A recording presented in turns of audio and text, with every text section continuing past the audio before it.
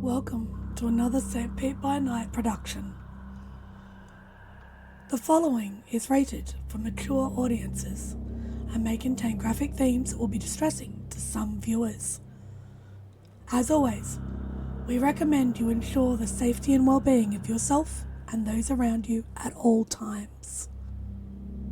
Viewer discretion is advised. In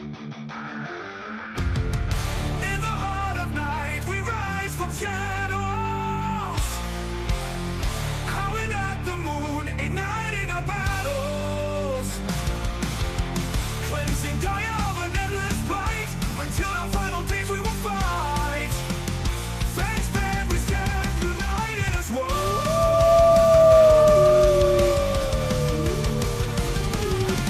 Evil spirits lurking with horror and dread. Little light leads us where the brave dare tread. Glory and honor, wisdom in our hand. Together we rise, take our final stand.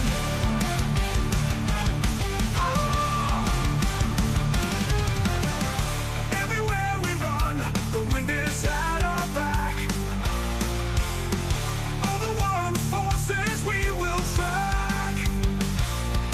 From the depths of the ocean to the clouds in the sky, vampires tremble as we learn to fight. Rage across Tampa, in this fight we'll stay. Evil spirits lurking with horror and dread. Little light leads us where the brave dare tread. Glory and honor, wisdom in our hand. Together we rise, take a final stand.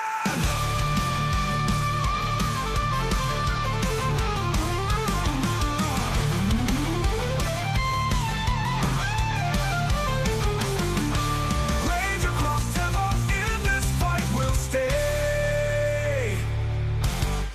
Everywhere with the pack, let the night be our guide.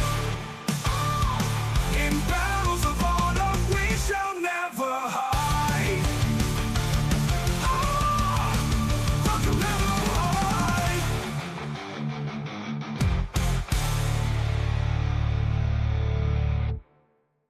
Good evening and welcome to the St. Pete by Night Entertainment Network. St. Petersburg by Night is a World of Darkness role-playing community originating in St. Petersburg, Florida.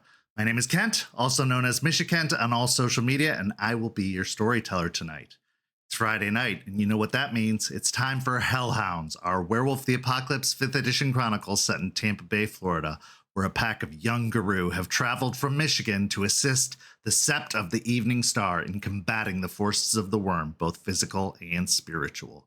You can follow St. Pete by Night on all of the social media listed in the description down below, and you can join our community by following that Discord link where you could take part in one of the many activities we have running all month long.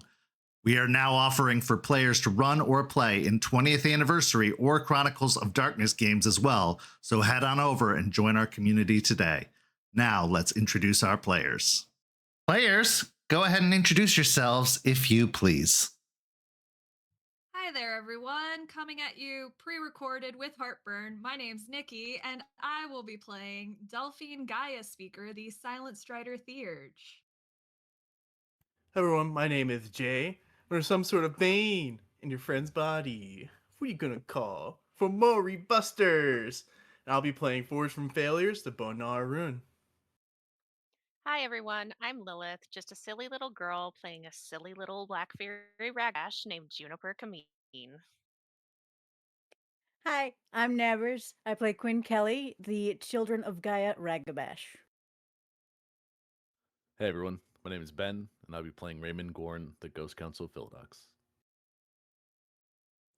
Hello, Internet. My name is Echo, and tonight I will be playing Will-O-Wisp, the Galliard of the Children of Gaia. Hi, everybody. I'm Champ, Champagne, everybody's favorite daddy, whatever you want to call me, and I will be playing Aspenwise, Philodox of the Silverfangs. Hey everybody, I am Nori, and on this very special episode, I will be playing Malicious Jester, the Galliard of the Black Furies. Hey everyone, my name's Preston. I play Jason Dreams and Decay Thorn, Theurge of the Bonar. As you can see, we have a very, very full table tonight, but we will be getting to that shortly. First, let's get everyone caught up on where we are now. Boy, oh boy, are we headed full steam towards endgame, as the pack had a very, very important intervention with Raymond after Delphine had a conversation with Charles asking for some advice on how to approach Forged about what she had found out at Piney Point. Charles may have not given the reaction she was expecting, saying that maybe, just maybe, the child should be none of their concern as to the risks it may pose to the Sept, but ultimately agreed that they would get the support they need, and if there was a time to go looking, it would be now. Delphine then approached Forged with this information and addressed what she had found on the computer at Piney Point. This sent Forged into a bit of a emotional crash out, as I'm sure it would anybody else had they found out that their child may potentially be in the hands of Pentex or something much worse. But beyond that, that the brother that they had covered up the disappearance of many years ago was still alive and was potentially part of the enemy forces. Then the pack met with Raymond to have an intervention to make sure that they were all on the same page about Jordan and his Fomori-like status and what they were going to do next. It was eventually decided that they were going to do the right to attempt to cleanse Jordan, and that they would be ready or prepared to deal with potential consequences from that right. Meanwhile, Quinn and Willow hitched a ride with a friendly trucker named Roy, who was still healing from a head injury he had sustained a few weeks earlier at a similar rest stop. But this time it would be a much more peaceful encounter and journey that led to them finally arriving in Tampa, Florida. After a little bit of wandering the streets and soaking in the atmosphere, they caught glimpse of Unicorn, their patron spirit, who told them that the best thing for them to do was to wait to be approached by the residents of Tampa. So they went and got a motel room, and shortly after, there was a knock at the door, where Stakes, her claim, was waiting to address them. So let's pick up right where we left off in our first scene of the evening. So as I just mentioned, our scene begins in a rather cheap and run-down motel room, a place that Quinn and Willow had just rented for the evening as they were going to sit and wait for the Sept of the Evening Star to approach them.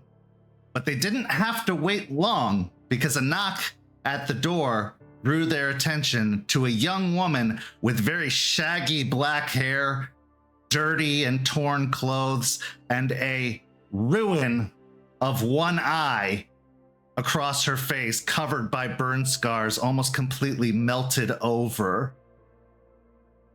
As soon as you answer the door, Stakes says, "You got anything to drink?" and just proceeds to walk into the motel room without invitation.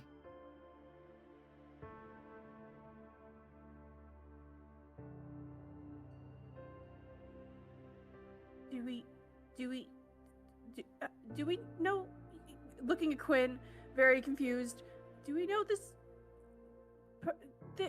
person? Quinn will sigh and close the door behind him and say, "No, can we help you?" Stakes heads over to the mini fridge, opening it and looking at the disappointing emptiness of it, shuts the door and says, "It's all right, I always come prepared," and reaches down into the cargo pants pockets to fish out a tall boy, which she immediately cracks open and takes a big swig of, before looking to the two of you and saying, "You're new here, right?" Yeah, pretty new. She then takes a long look at Willow, looking her up and down before giving off a slight snort puppy. No.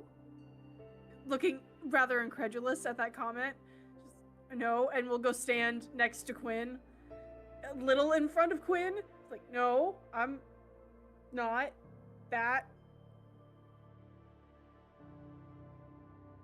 Sure you're not, Steak says as she wanders over towards the bed and plops down upon it, crossing her legs in front of her.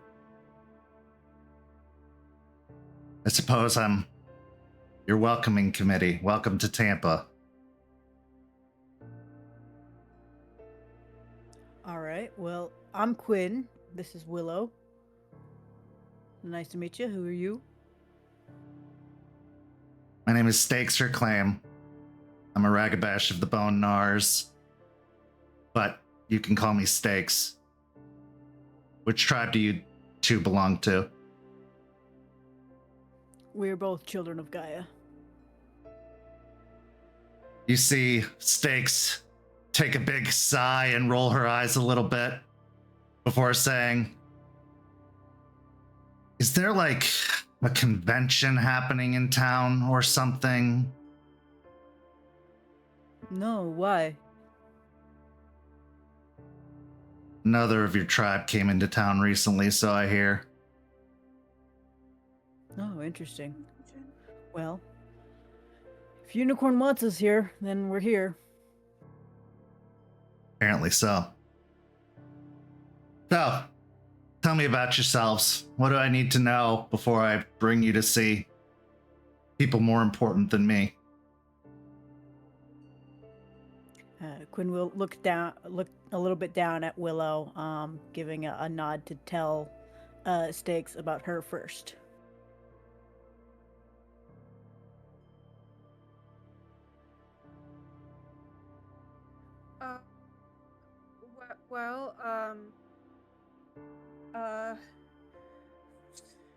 Looks like, oh, we didn't talk about this bit. Okay.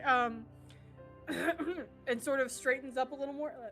I am Willow Wisp, the Galliard of the Children of Gaia, and just sort of does this like very robotic sort of a bow. It's like, this is how you do this, right? Yeah, just looking at Quinn like, am I doing this right? Greetings, fellow, is this when we do the howl bit? When do we do the howl bit? No, Willow, just tell her about you. Oh, fuck, you are young. All right. I'm a lupus born too. You'll get used to it eventually, but it's an adjustment period, to say the least. Yeah, sure is. I'm Quinn Kelly, Children of Gaia, Ragabash. I come from the Vermont sept up north, in a rather kin-seeking Caern. We train kin seekers over there, and I needed to leave for reasons that I don't want to talk about right now, but I guess I'll have to eventually. Well, they're gonna ask. That's for certain. So I don't personally care. Everybody has a story. Everybody has their own skeletons. But do you bring any harm to this area? Any problems we need to know about? Anything following you? Potentially, there is a warder of my Caern who wants me dead and may try to find me again, may try to kill me. I'm unsure about that right now. She nods her head a couple of times before looking over to Willow. You? Looks over the Quinn. Do I need to mention the, all of the everything? I'd like to not mention all of the everything. You don't have to mention it to me, but you're going to have to mention it to them. They're Hamid-borns. They have all kinds of questions and needs to know everything and care.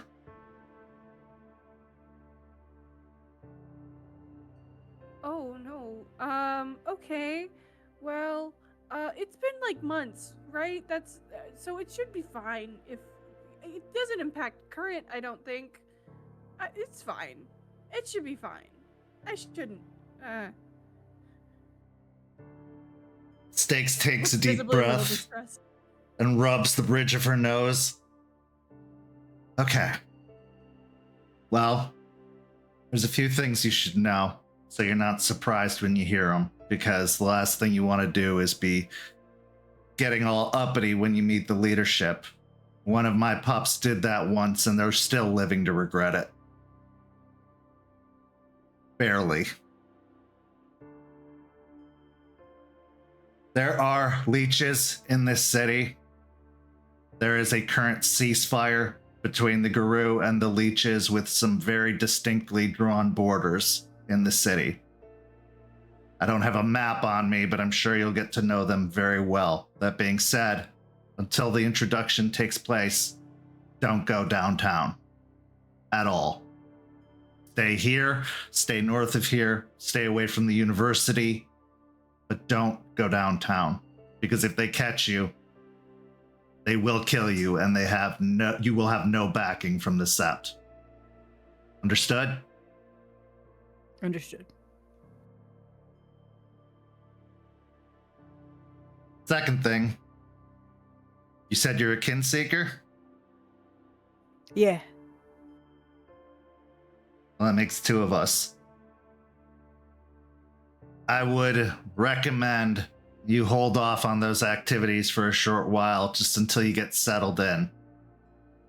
There are some new ones popping up in the city recently, and, well, your SEP leader is also a kin seeker in training of sorts, and they're going to take the lead on any new ones for the time being until, again, you get settled in. But if you smell anything, don't be afraid to let any of us know. Will do. Things are tense around here. We're coming off of a pretty big conflict with a Pentex subsidiary that had started poisoning the nature around the region. It's been dealt with and they've been destroyed, but there may still be some lingering after effects as the infection dies off. So if you're out in the woods and you come upon any plants that you don't recognize or that seem unusual, report it to the Sept, but don't approach. Don't get too close or try to handle it yourself. Understood. What's a Pentex? It's a big bad human group that is more interested in money than nature and pretty much do anything they can to destroy it. Big in the worm. Ah, worm. Got it. Okay.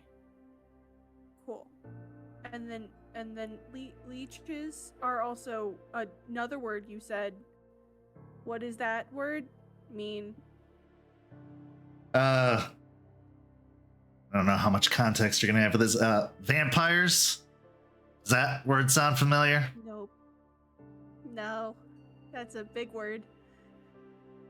All right, well, basically they are dead humans that are still walking around and have to eat blood to survive. They only come out at night, mostly, and they are also of the worm. They'll stink something awful if you come into contact with any of them, especially to you.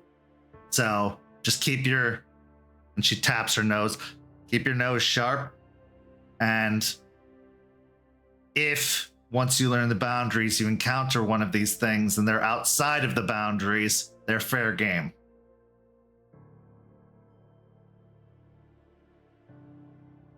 Okay. Thank you. Believe me, I get it, kid. This is a lot to get used to. I'm only, she holds up 6 fingers, this many in our years, and I'm still learning. So, you have any questions or need to chat with somebody who knows what it's like, I got you. Thank you. Yes, it's all very exciting and very bright and loud and interesting and fascinating, but also confusing and disorienting and lots of other ings. So I thank you. Yes. Well, once we get you to the Sept Cairn, it's far enough away from the city that you should be able to feel more at home, and you won't have to deal with the sounds as much, but you're going to have to get used to it and slowly acclimate yourself, or not so slowly acclimate yourself, because most of this area is like that. Strip malls, city. It's a lot of people, a lot of sounds and smells that you're probably not used to, and lucky for us, this Sept is particularly fond of lupusborns and goes out of their way to make sure that we're comfortable. So just stick around the cairn once you get introduced to it for a while. There's some good hunting territories around there in woods. It is part of a bigger park that humans sometimes hike through, but we can tell you where the good hiking trails are to avoid them. Good. Okay. Yes. Good. Yay. Okay. Good. Yay. Another thing you should be aware of, and she looks to Quinn, there are other Farah in the region. We have a agreement with them, a understanding of sorts. So if you come upon any rats or bats, or I don't know, if you come upon anything that smells out of sorts but isn't a leech or isn't something of the worm, assume that we are on good terms with it. Understood. I do have a question, if I could ask one. She takes another long drink of the tall can and then looks to you. Go ahead. We were greeted by a spirit embodying some sort of flame, and they told us to seek out someone named Delphine. Is she your Sept leader? No. But she is the theurge of my pack, and she is the caller of the wild of the Sept now. So she's earning her way. She's a silent strider. And if a strange flame spoke to you, it's likely the pack patron Ember. Thank you.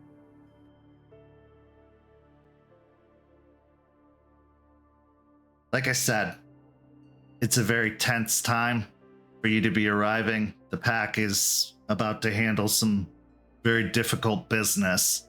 So if you don't get the warmest welcome, or if you're viewed with any kind of suspicion, don't take it personally. I think that everyone is just a little on edge right now, and just mind your manners. Remember whatever etiquette you know. She then looks towards Willow. And if you don't know, just follow this one. They seem pretty schooled on how things are supposed to be around here. Yeah. Would it be better to be a person or to be a not person during introductions? For the intro, be a person. They're going to have questions for you and answer them to the best of your ability. But like I said, they are very fond of lupusborns, and so they'll be very charmed by your sparkling demeanor. I like that word. I'm keeping that word. I'm keeping that word. And pulls out like a little notebook and just writes their approximation of how that writes down phonetically and puts a little star next to it. Yeah, I like that one. Yeah, we keep that word. So wait, let me understand this right. You can write, but you don't know what a vampire is? I've been teaching her more of the human skills before introducing her fully into everything. I still don't know how to write, and I don't think it's all that important, but to each their own, I guess. You have odd teaching methods to me, but I'm curious about them. We'll have to follow up on that more later. Of course. Now, you said you came from Vermont. As far as I know, that's Sept of the North Country. So you were really deeply embedded in the nation. Correct. While we observe the litany here, you have to understand things are done a little bit differently. They're trying to make something new, build something from the ground up here. The old wasn't working, and they believe that a few more accommodations, a few more understandings could help possibly get us back on track to taking control of this fight that we're in. That all being said, you're going to see some things, hear some things, experience some things that are going to be or seem problematic. They got a stargazer as their Rite master, for starters. Now that's not that big of an issue. She's a old lady and sometimes grumpy, and I like that about her, and she makes good snacks. So you'll warm up to her in no time, but just know that going in so that when they mention it, you're not caught off guard or surprised. Thank you. The cairn also is unusual. Unlike anything you've ever experienced before, I almost guarantee it. It's old, very, very old, and very powerful. You might experience some strange sensations when you approach it, strange feelings. You might hear some things, see some things, experience some things that are unusual, but know that it's all known about, it's all expected, and it's all welcomed.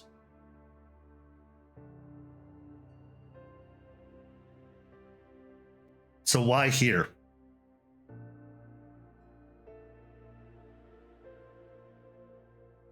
Honestly, it was because this Ember person brought us or told us about it. We were really just looking for any other sept. You often follow whatever spirits talk to you? When I'm desperate, yeah. Well, in this particular case, unless you know the spirit, don't listen to them around here. Not right away. Not until you get to know them, because we've had some issues lately with the guru being swayed by banes, having strange kinship with worm spirits. Something we're looking to remedy, but they are not just taking their usual tactics of corrupting the things around us. They are going straight to us. Noted, thank you. There's also been a history of Black Spiral Dancer activity in the area, but it's believed that that problem is handled for the time being.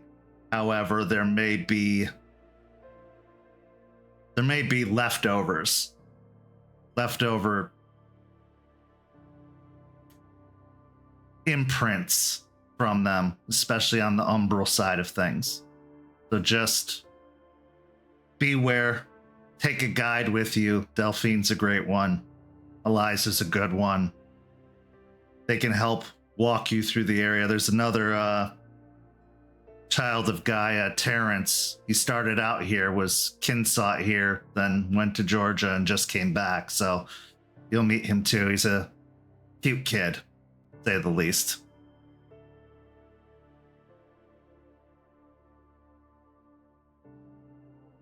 So what else do you want to know before you get thrown into the frying pan?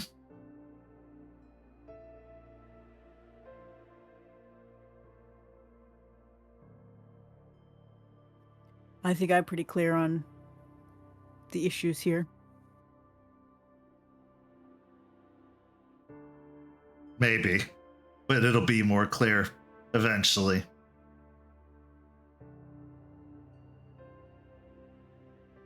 She looks over towards Willow. You? I know I'm a little,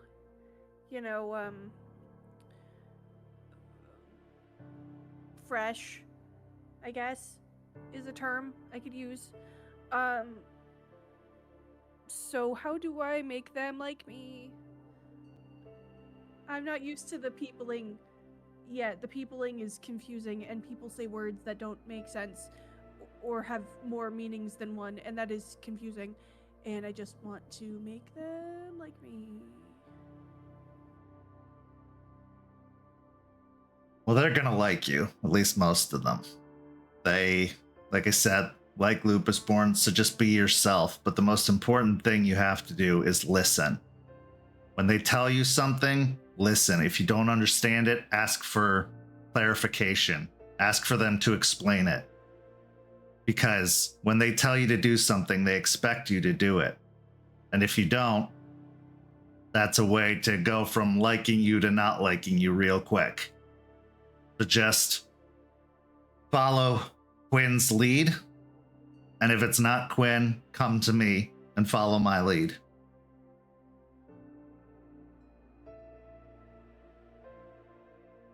Okay. Cool. Great. Good. Thank you. Good. You'll fit in just fine. Most of the guru around here are young, to say the least. I'm one of the older ones, if that's telling you anything. So just listen. Be aware. See what others are doing. And really pay attention to right from wrong. If you think someone is doing something wrong, they probably are. And if you think someone's doing something right, they probably are. Trust your instincts. There's no better way to get used to this life than to trust those instincts as best as possible.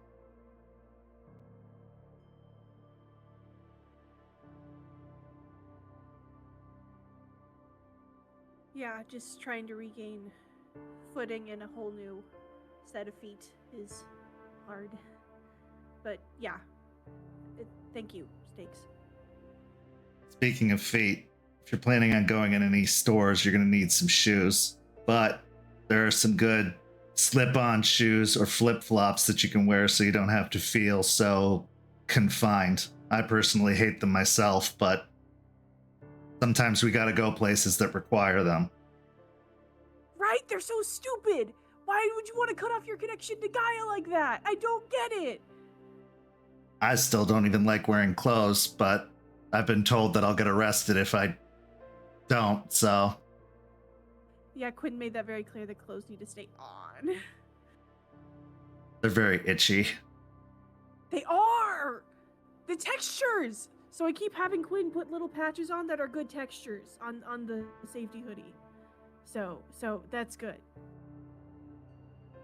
She gives a minute smile, just the small corner of her lip curling up, and says, I think you and I are going to get along just fine. We'll get plenty of wolf time in to make this human time a little bit more bearable.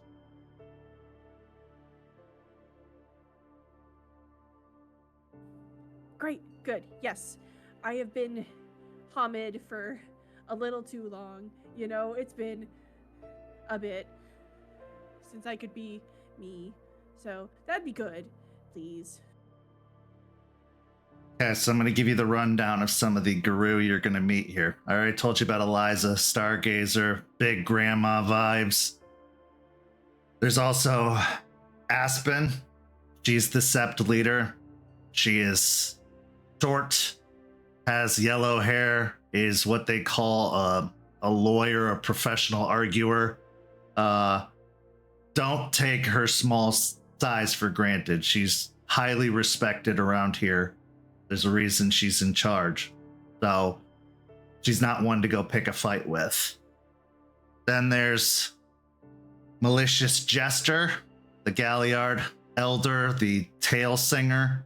You're actually going to get to know her pretty well, I think, there, Willow. She's been through a lot, so I hear, but she's also kind of the heart of this place, or at least amongst the elders. So tread carefully when asking her about herself and her past, and don't press on anything she clearly doesn't want to talk about. But she's a good one. She cares probably more than she should about everyone she meets, especially within this sept. Then we have Dreams and Decay, the Theurge assistant under Eliza. He is a bone gnar. He owns a bar. Pretty cool place. Gives you free drinks if you ask the right way. He's also been through a lot recently. He lost his sept after the Black Spiral Dancers attacked the 3 septs at the mine up in Michigan. He's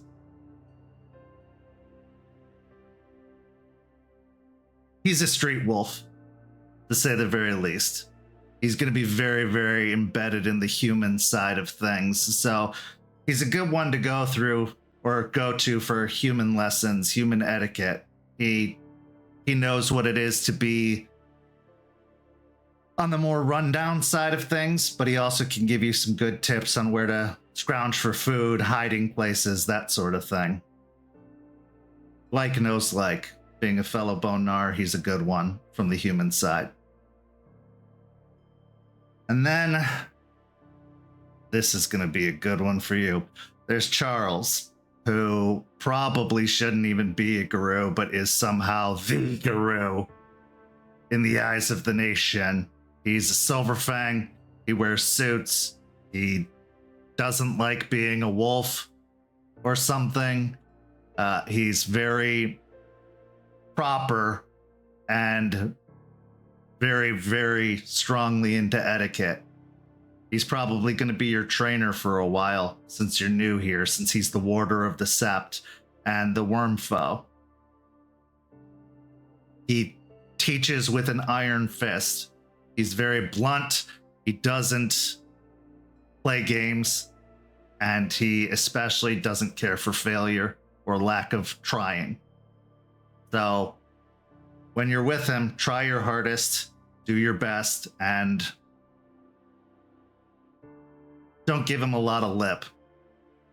He, in fact, shattered the jaw of one of ours on day 2.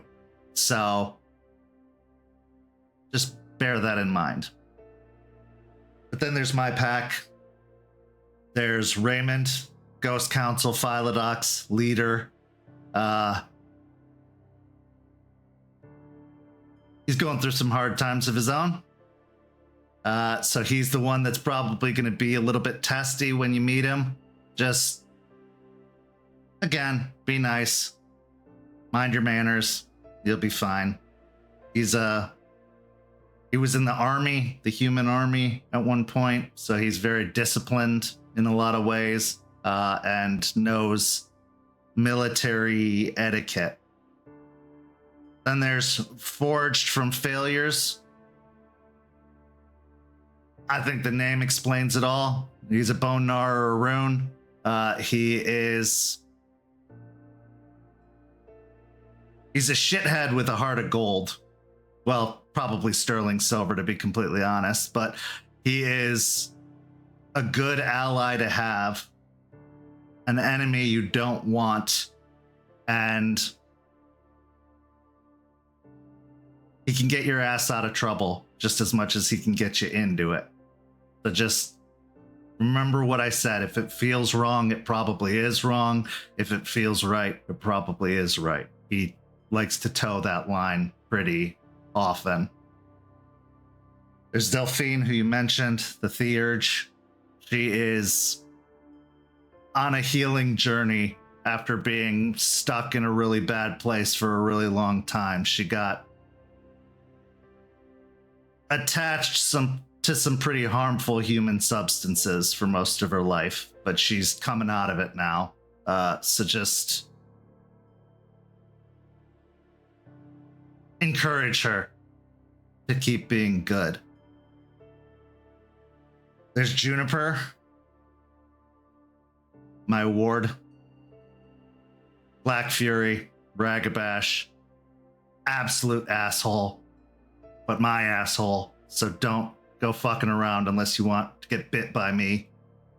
She's also having a hard time accommodating to humans, and she was born a human, so keep that in mind. She's a little bit feral, but she is a sweetheart, and she's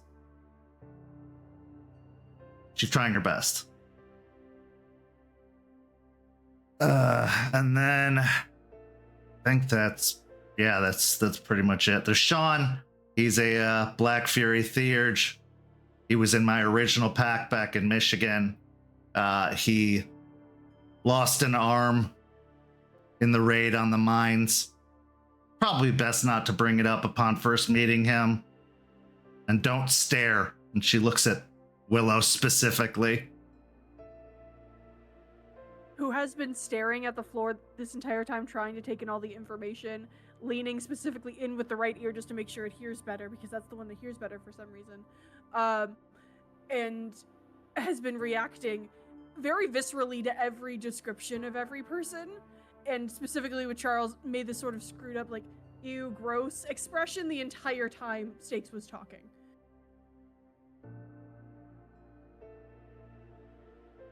I know it's a lot. I don't expect you to remember it all, but I also didn't want you to be caught off guard or surprised. The last thing you need to do is make a bad first impression around here. Yes, they're very surprisingly forgiving, but things have been tense lately, so I don't know how they're going to react if you do something fucked up. So just be on your good behavior. I'm going to give them a heads up you're coming and let them know or ask them when they want to meet you. Until then, just stick around here. If you need anything, figure it out. But don't go hunting in the woods until you meet them. Don't go downtown because of this ceasefire. And it should only be a couple of days. I know it's a tough place to be holed up, so there's a good park not that far from here if you need a little bit of time to stretch your legs, but go there at night after the humans are gone if you're going to go, because that's smaller and more frequently hiked.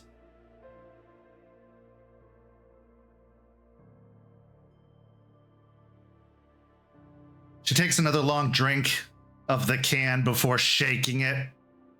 You can tell it's already empty. Well, I'm tapped. Any other questions? No, thank you. All right, I'll come back and get you when it's time for the introductions. It's going to be all right. You're going to be fine. This place is unlike anywhere I've ever been before, and I wouldn't still be here if I thought it was a problem. Get me? Understood. She shoves herself off of the bed, plopping down and standing. All right. Good to meet both of you. And we'll chat soon, yeah? Of course. She starts heading over to the door and tosses the empty beer can into the trash can right by the door and pauses at the doorway. Like I said, welcome to Tampa. And then she opens it and steps outside, letting the door close behind her, leaving the two of you alone for a few moments before we move on to discuss anything you wish to discuss after meeting Stakes. I counted. She used like 15 of the words you said not to say to other people. Yes. Is that bad? Probably not for her. She sounds like she's got things settled. Oh boy, we're fucked. This is gonna be a lot. How much do I need to tell them about everything that happened? Because I think all you really need to say. I don't want to think about it anymore. All you need to say is that you were in a facility that hurt you when you ran away. That's all you need to say. Okay. And you can see them like sort of flinching as they sort of clearly are having a little bit of a flashback as their eyes sort of flicker back and forth for half a second and they sort of shake it off. It's I haven't talked about it because we weren't gonna talk about it because I don't want to talk about it yet because I don't know how to talk about it yet. How are we gonna talk about it? How should I talk about it? I don't want to talk about it. They're probably gonna ask questions and you're gonna have to say as much as you can. But if there's something you don't want to say, you don't always have to say it. Okay. And we'll just sort of absent-mindedly just sort of grab at the space like in between their ribs where there's like a tangible large scar. It's a fully absent-minded like self-soothing maneuver and it's just I'm just we're here, which is not there, so there's no way that's going to be a problem, and I just need to not think about it, and it'll be fine, and it'll be good, and we'll be good, and we'll be safe, and we'll be here, and it'll be good. Right. Let's settle down for the night, and when they call for us, we'll be ready for it. As you both prepare to go to bed for your first night in Tampa, what's going through your minds after this introduction to the city, after Unicorn and now Stakes and all of this preview you've been given to the Sept you're about to meet? Quinn, we'll start with you and then we'll go to Willow. Quinn is concerned more so than he was before that he has made a terrible decision coming down here and choosing this place over a place he knows well enough to skirt around, but he is still willing to at least have Willow find her place here and figure out if he can hide away in any corners to not be killed, essentially. And Willow is now was really originally very excited to meet all these new people and see this new place, and now having to worry about explaining some of the past things that Willow has not really had the mental capacity to really face yet. That's sort of adding an extra layer to everything and is sort of tainting that sort of glow, that sort of excited enchantment everything was sort of having coming down here, and that's sort of eating at Willow a little bit as they drift off to sleep. As the city welcomes in 2 new arrivals, so too does it look to banish another resident that has taken up far too much space in this area. Let's move on to our next scene. Our next scene takes us to a house in a remote neighborhood in the suburbs of Tampa, Florida. A house familiar to one, new to others. Raymond's extra property. A house that he has improved over the past several months, ever since his arrival in Tampa. New shingles on the roof, new panels on the side. He's done everything he can to make this place as comfortable and livable as possible. But some things can't be fixed with hammers and nails. Some things can't be glued together or spackled. Some rot just continues to dwell. And that rot has taken the shape of Raymond's best friend, Jordan. Long since possessed by a bane of famine, Jordan is most certainly a Fomori. But will he remain that way? Because a solution has been given and offered, but that solution comes with a very hefty price. Now, Raymond, you've been visiting over the last several days leading up to this particular task to ensure that Jordan would be here, that he would be within the domicile. And every time you visited, he has been. And every time you've spoken to him, he's just simply said, tick, tock.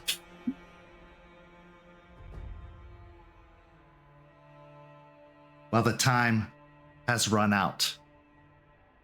You've spoken to the pack, and they have come to an agreement that they will back you on this right to try and purge this bane from Jordan. But you can't help but worry about the cost. Because these things don't just go away, not after having taken root in an individual for as long as they have in Jordan. They have to go somewhere. So as the pack arrives and approaches, Raymond, I'd like you to go ahead and describe the house and what they see.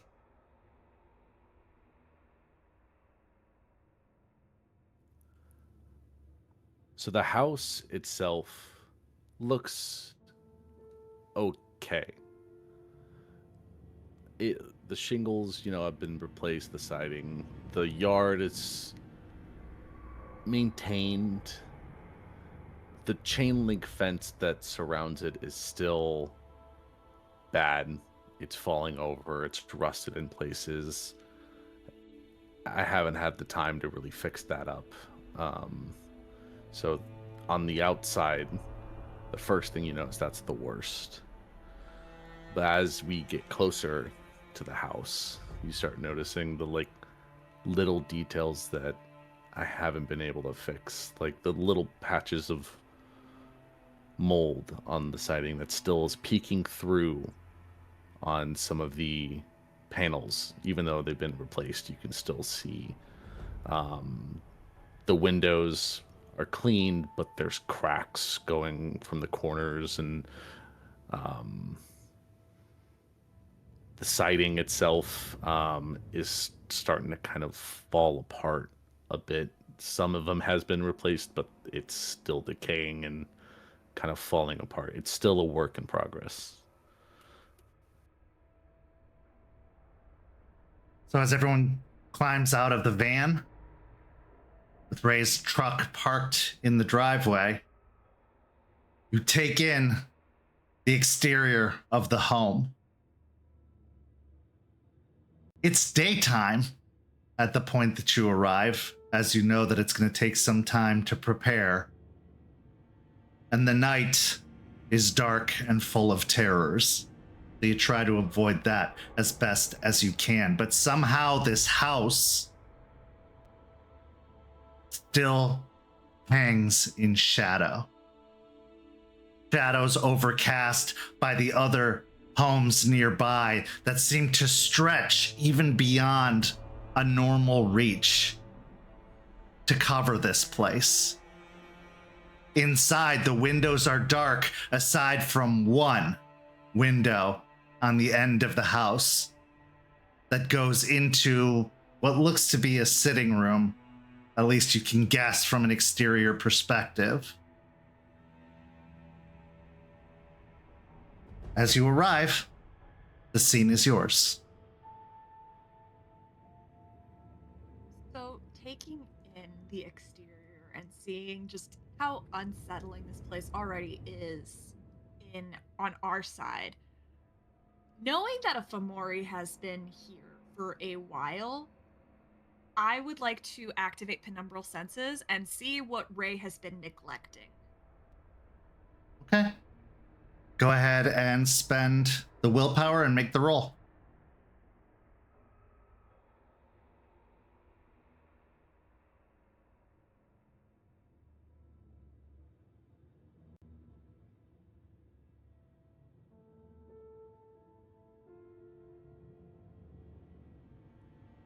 That'll be 3.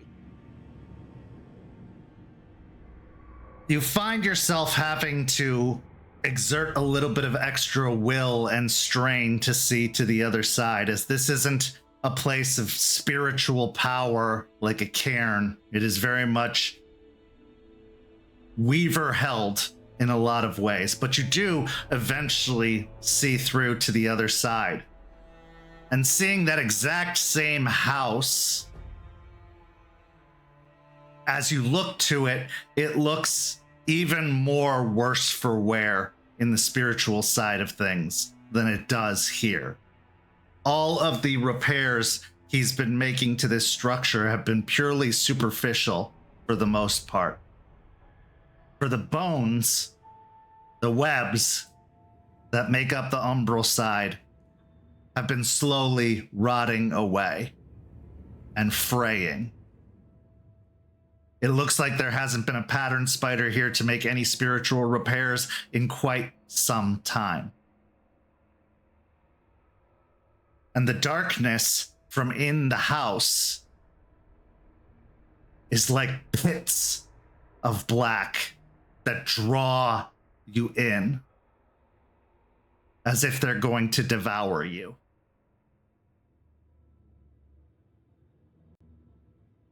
Delphine takes a little bit of a step back, taking it all in, and just glances over to Sean and mutters to him, "There's not a pattern spider in sight." Sean, with the same kind of glassy-eyed double vision, takes in the umbral side as well. Can't say I'm surprised. If this entity has dwelled here for the better part of a year or more, it has made the place as suitable to it as possible. Remember your lessons. The Weaver was used to contain the worm. And some believe may have even been infected by it. She sighs heavily, just still staring at it, and adjusts her bag that she has all of the stuff she needs for the Rite in, and kind of glances over to Ray, kind of giving him a grim look with her glassy-eyed stare, kind of indicating that she is kind of doing the double vision thing right now, and just is giving him, like, is expressing it's bad over there.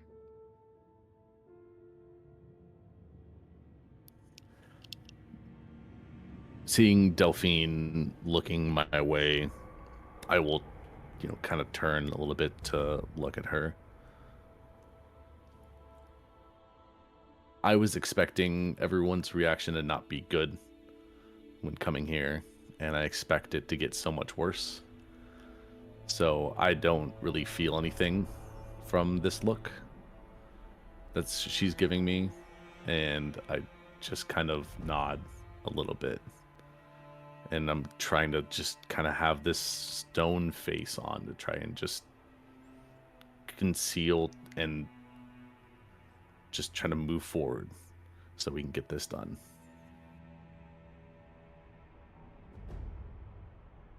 The wind picks up momentarily, causing the shutters to clatter against the side of the house.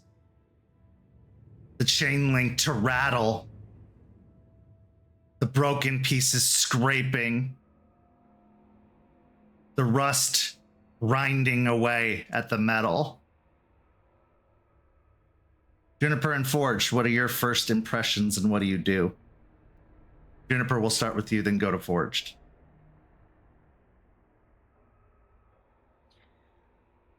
I am taking in the scene. And I am just kind of watching Delphine to see her reaction as her eyes glass over. And the grimace alone tells me all I need to know. How bad this really is. And my face matches hers as I look back at the property. And I clear my throat and look over at Raymond.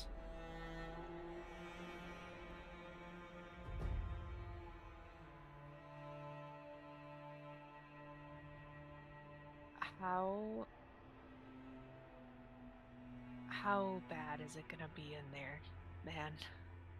Really?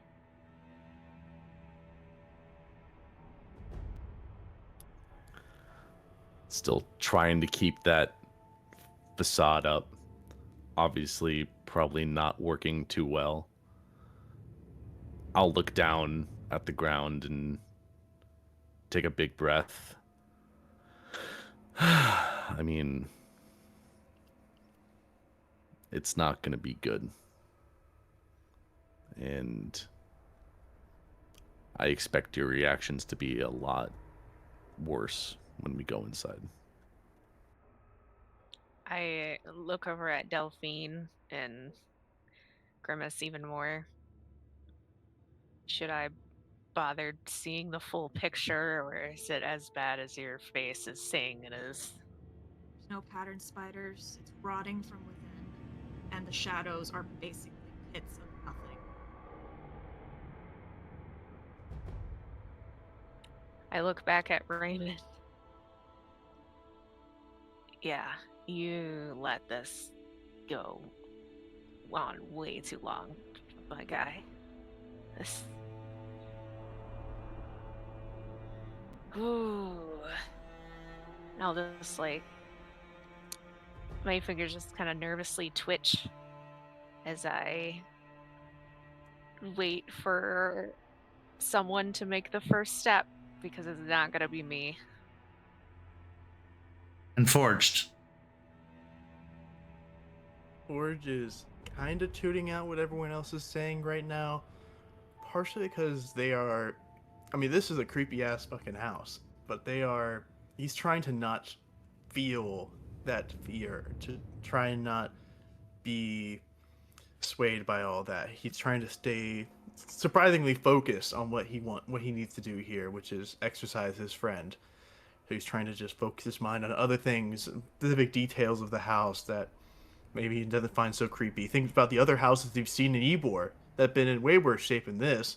I mean, there's been cigar factory, rundown cigar factories that are just sitting desolate. I mean, those were kind of creepy. So he's just trying to imagine things that were worse. Maybe, hey, this is not so bad. He's just trying to keep a positive mindset about this so he doesn't get scared and show that fear. If I could have everyone aside from Raymond to make a composure and resolve check.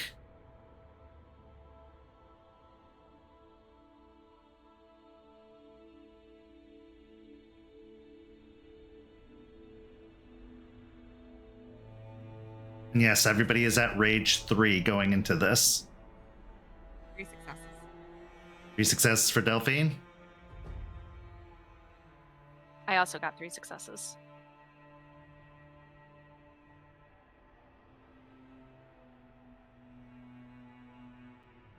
And Forged. Sorry about that. 3 successes. 3 successes across the board. Thankfully, That's enough to limit it to only one superficial willpower damage that you all take, as the rotting atmosphere chills you to the bone but doesn't outright terrify you. However, it does feel like something is siphoning you away slowly, as if your spirit is leaking.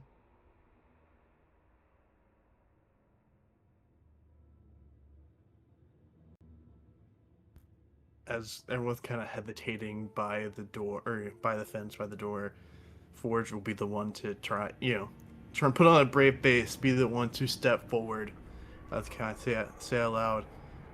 I mean, not gonna lie, I kind of expected it to be worse, so I guess it's not too bad. Not really noticing or paying attention to what they said about the pits of endless darkness and rotting within. Not wanting to know about that either. He just walks on in, walks up to the door and tries to handle to go in. Whoa, Forge, whoa, I know that we're doing this, like, toxic positivity reel right now, buddy, but, like, hold on. Because it is as bad as you think it is. Hold on. Yeah. First off, I have the key, so you can't really get in right now, but I appreciate the enthusiasm. And I will follow after Forged to go up to the door. Stakes looks to the rest of you and says, I'm going to make a perimeter sweep first. But you can all head in. I'll join you in a minute. And she starts to move to walk around the exterior of the house. I'm gonna stay next to Delphine during all of this and just make sure that she's as protected as possible.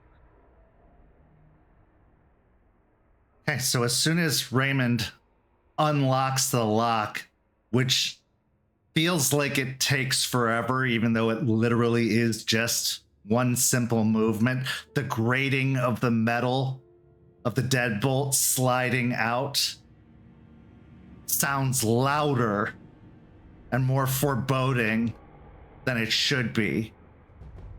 But as the door opens, you're all hit by a heavy, musty smell. As much improvement has been made on the exterior of this place, the interior is still sorely lacking. The carpet is stained, the wallpaper peeling and moldy, and the light fixtures, no matter how many times you've fixed them, Ray, replacing light bulbs, still occasionally flicker and dim as you flip on the lights. The light in the entryway comes on, but the rest of the house is completely dark, as if the windows, whatever of them is exposed, are letting in no light whatsoever. The only other light comes from another room off of this entryway. A single dull lamp stands on, and you can all hear the soundtrack of the house. The creaking of wood. The occasional clattering of something from the roof. A skittering in the attic. And of course, the breathing.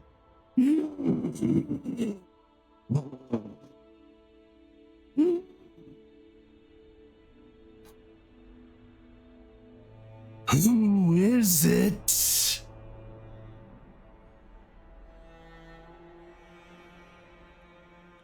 Standing at the entrance to the house, I will kind of just go through the motions of walking in, the same route I always take, the same kind of slowness I've always subconsciously walked through the house into the main room where Jordan's at. It's me, and I brought guests this time.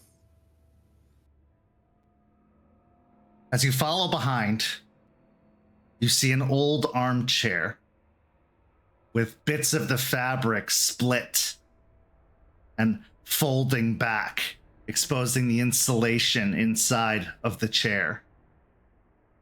Sat in the chair is the gauntest, most sallow-looking individual possible. If you were to unearth a sarcophagus and crack open the lid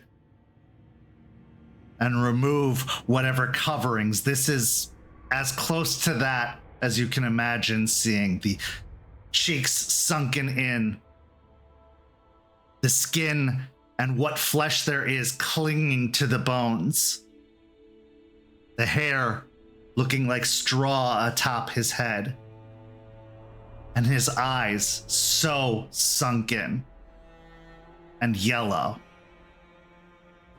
His teeth, as he spreads the dry, cracked lips open into a grin, are yellowed with bits of black around the edges where it meets the dry and pale gums. The breathing continues raspily as he stares and takes in each individual as they walk into the room. And as you look at his gaze, he's not studying you.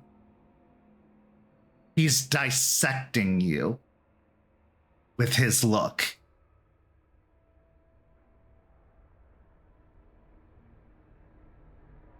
Brought friends.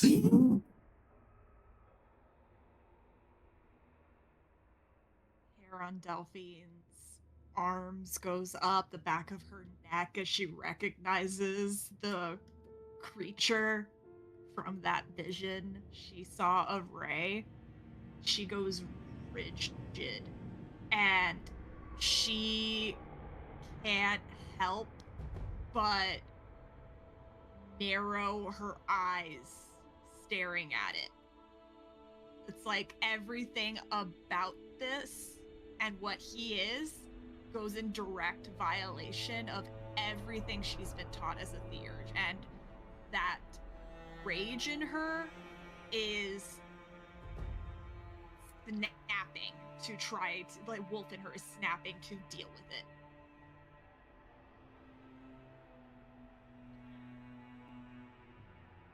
As we all take in the scene and the Fomori stares back at us, dissecting every one of us, my face hardens and I feel all of my defensives and hackles starting to raise up. There is a thought in the back of my mind that we have once again gotten in way over our heads, but fuck it, we ball at this point. And it's at this moment that I internally decide that no matter what, I am going to make sure that one way or another, Jordan is dealt with today. As the initial shock wears off of looking at Jordan, you can actually see that he is tied to this armchair. His legs tied down against the legs of the chair, his arms bound to the arms, and even ropes wrapped around his torso, holding him to the back of the armchair.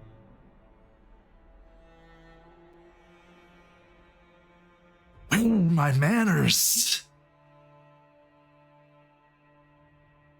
I'd love to shake your hand, but something or someone has made that not possible. And you can see his long, bony fingers extend, and it's almost like they crackle with each movement.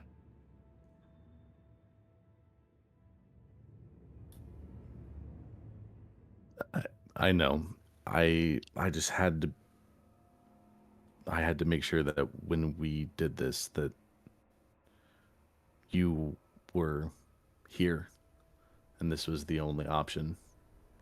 Because I don't know when you're going to disappear and how you disappear at this point. Like, I need to be sure you were here. I'm not supposed to feed myself? I can't rely on you for everything, Raymond.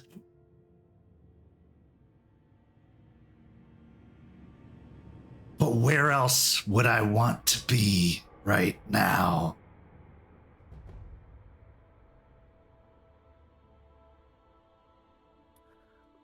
I will ignore the previous comment on the feeding and walk towards him a little bit and kind of kneel down a bit to kind of match eye to eye with him. I said I was going to help you and that I was going to get my pack to help me with it. And that's why we're here. We're here to help you. After all this time.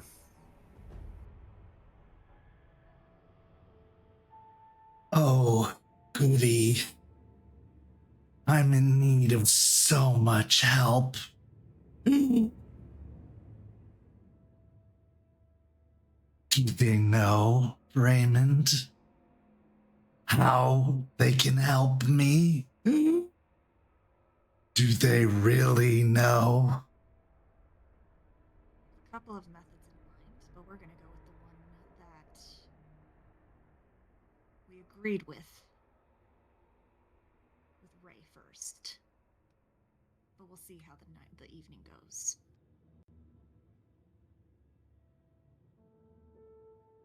So I'm a guinea pig. Is that it? You want to try all your ideas on me? Sounds like torture. I mean, it's no different than what you did to his friend, so... Seems kind of like karma's coming back with a big swing, isn't it?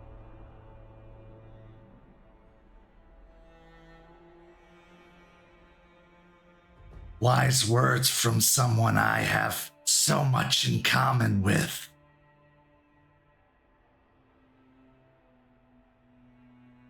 Endless hunger. An itch that needs to be scratched. A taste. How long's it been?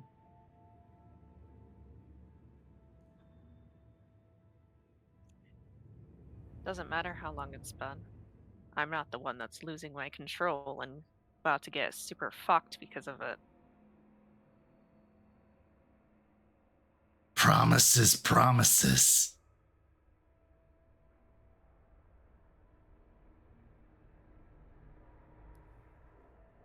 You're not going to be a guinea pig. We're going to perform a rite to hopefully save you once and for all.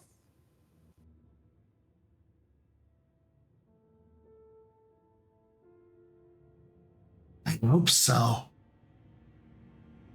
I so desperately want to be saved. He then turns his sallow gaze towards Forged. Hello, friend. Have you considered my offer? Considering that, you already killed the fuck out of Vanessa, I don't think that's gonna be on the table anymore.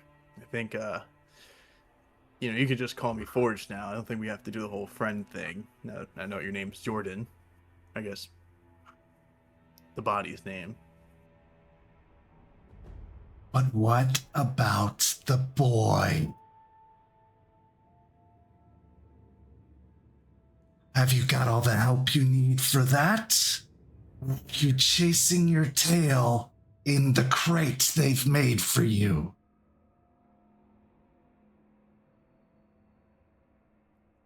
Forge bites his lip, You see that it's like tenses up his shoulders, one of his fist balls in his hand, that he trying to choose his next words carefully for once, trying to think of what to say. As he'll give a very fake smile. He'll say, well, maybe for old times' sake, since we're such good friends, you'd like to give me a little nugget of information? You see him turn his hand palm up. Certainly. Let's seal it with a handshake.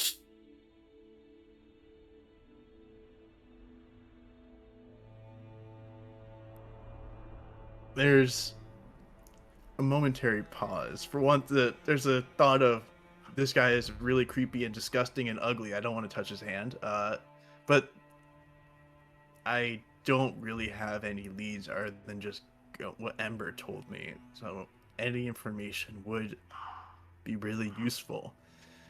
As I'll slowly, like, not like fully look at Ray, but just like a slight tilt of the head towards Ray.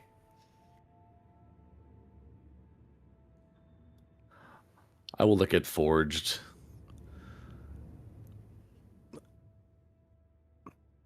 I know what he's implying, and I do it for my own reasons, but I don't think that you should. What does he do? What is he implying? Yeah, Roman, what is he implying right now, buddy? You see this dry, cracked, almost gray tongue come out of his mouth and roll along his yellowed teeth.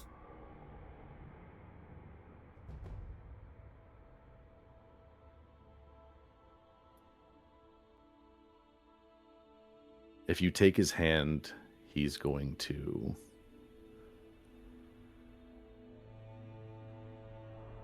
for lack of a better term, absorb some of your spirit. And you don't think that Forge shouldn't do that? Nice. Oh, you judge him? I'm not talking to you. But I'm talking to you. You don't have to respond to him. You still miss the poison? Do you miss absorbing something of your very own?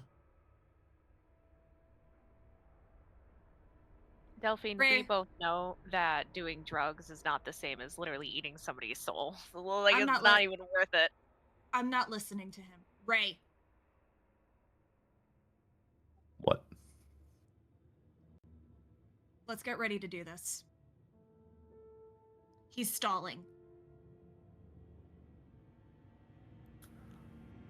The time Forge is still standing there, like his gaze was like side-eyeing Ray.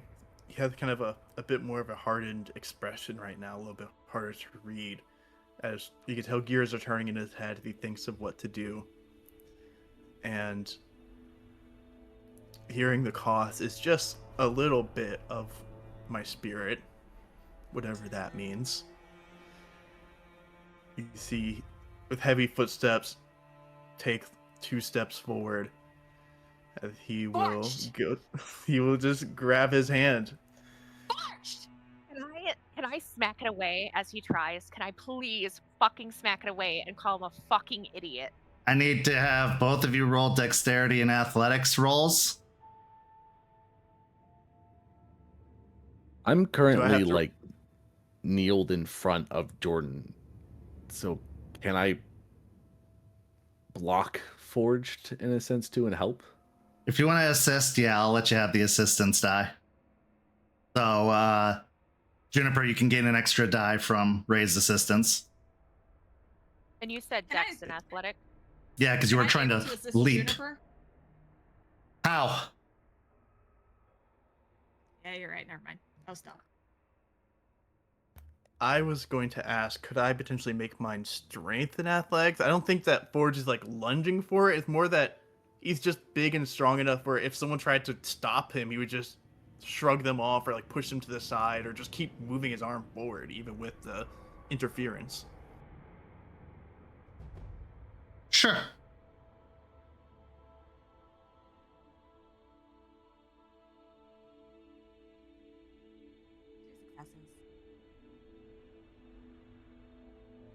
I'll use a willpower. Why not? Can I also use a willpower? Sure. 6 successes with a crit.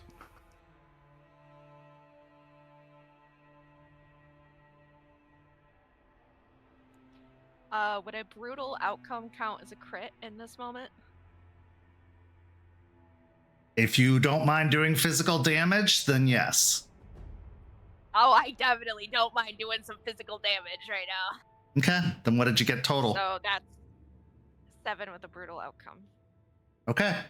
So Forge, take 1 superficial damage as you try to reach your hand out, and she literally smacks it away, full force, actually causing a little bit of a bruise to form on the back of your hand. Don't be a fucking idiot, Forged. This is my choice to make. If I'm willing to give up a bit of my spirit for some information about my kid, that's my choice. We don't need You its really- help. You really gonna believe anything that it fucking says right now? What? What the fuck? Where are the brain cells? Where are the brain cells right now? As crazy as it sounds, he hasn't directly lied to me yet. I mean, he's given me misleading information, but he hasn't lied to me directly. Nothing he's ever told me has been outright false. And if he has anything, that's something I can work with. She's gonna look at Raymond now. Remember your oath.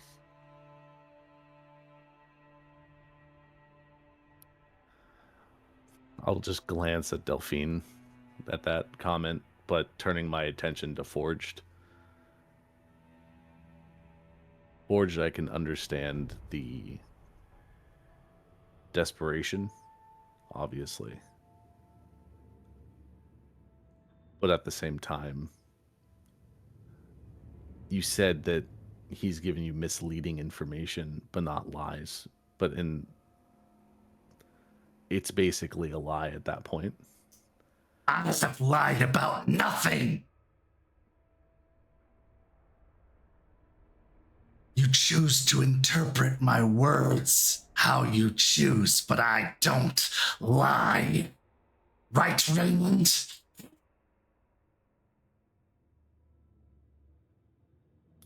I will kind of grimace and grit my teeth at that. Still looking at Forged.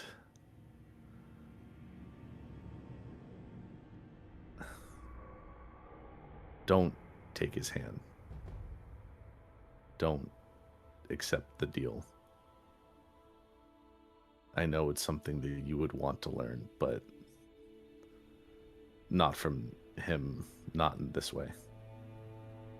Artie, Charles, Ember gave us a lead already. We have the resources we need to do this. We don't need him. Oh, have they? Forged, the last thing any of us want to do right now, before we're gonna do what we're gonna do, is make him any stronger than he already is, okay? I promise you, we will stop at nothing to hunt down whoever has your kid and bring him back, okay? Like, this ain't it. This ain't fucking it right now. You see, there's a very visible conflict on Forge's face as he's taken a step back after the slap, and he continued biting his lip even harder now as he contemplates the words. Before, Forge would have just done whatever the fuck he wanted, not heeding the words of his pack mates. But now it's... Unfortunately, their words mean something to him now. Actually thinks about what they're saying and what he wants to do and what he needs to do. He just grits his teeth and, without a large exhale, tell me, you say you understand, Ray, but I don't think you really do fucking understand. I'd like to have a kid, someone who's entirely reliant on you, you fucking it up, and they need you now. I need this, Ray. He understands. She's looking between Ray and Jordan. He understands having something that's relying on him. But an innocent child? Not saying I understand your exact situation. I'm saying I understand the desperation. I understand your want to solve your problem in any way you can. Trust me, I know how that is. I've been doing it for the past year. Just, can you trust me on this and not take his hand? How much longer do you expect them to stay innocent while you go sniffing dead ends?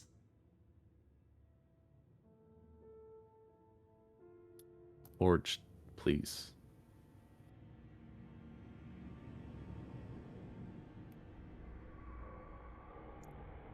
I need you to promise me something, Ray. If I don't take this, the first thing we're gonna do after this is find out some shit. Whatever went, where my kid, whatever's going down, whatever lead we have. I have a lead in Michigan, and I need someone to come with me. You better come with me. I'll walk up to Forged and put my hand on his shoulder. I promise I will help you in helping you find your son. Only if Daddy lets you. Bro, enough of this fucking shit. We will all fucking help you, Forge. Can we please just get this over with? Like, this is not the time to be discussing children or anything else. Right now, we're either getting this thing the fuck out or ending it. One way or another. This is fucking bullshit. Can we just go? Juniper's right. It's stalling. It knows what we're trying to do. It's trying to stop us from doing it by doing this shit to us. Yeah, and it's literally already seeping from it. It's already like taking from us. You can feel it. I can feel it. I know all of you fuckers can feel it. Like, we need to just get this done. Look at its face right now. Then just get it ready. Like, you have the supplies. Start preparing.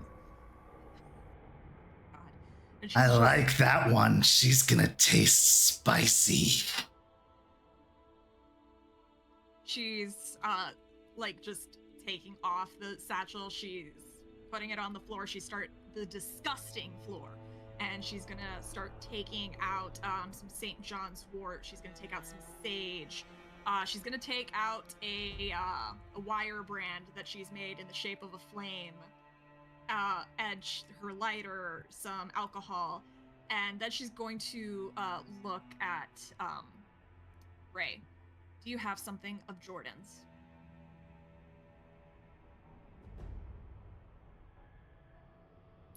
I will nod and then reach into my breast pocket that has contained Jordan's dog tags since the ritual with Ember. And I will place them in Delphine's hands. So sentimental. Well, if there's any bit of Jordan left in that body, he'll fight with a connection. Let's see how much is left in yours when I'm done.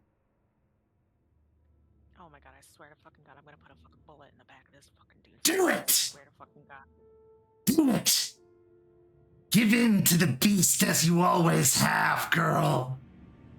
Oh my God, dude. Shut the Juniper. fuck up. Juniper, can you Can't go we just first? gag him? Or what? Yes, come, put a gag on my mouth. Why don't Forge, why don't you go find stakes? You see, he rolled his eyes. And he's just like, fine, and he'll Please. walk out. And another lock Thank clicks you. on the kennel. You see, he, like, stops at the doorway for a second after hearing that, and you see, like, he Forge. turns. Forge, I'm asking very nicely. I'm not ordering. I'm asking very nicely with a please. Ignore We're just him. all very tense right now. So tone is superficial. Yeah, do what she says. She might kick your ass again if you don't. Oh my God! Shut the fuck up, Right you on the Fomori doorway. bastard! The grip on the doorway tightens a bit before just stomping out of the door, out from the room, and then you hear, like, the front door slam open and then slam shut. One down, Delphine 2 has to never go. felt. Delphine, where are we putting everything? I will help you. Start lighting the sage, get the room, just like we're fumigating the place and the St. John's wort. I know how to cleanse the space with sage. I used to do it a lot, so I got you. I'll start on that. And I will light the sage, and I will go top to bottom, 4 corners first, pushing it to a window. Like I'm talking like the full room getting subjugated, and like literally walking towards a window. Ray, I'll ask you. She's gonna hold up the brand. Where would you prefer I aim?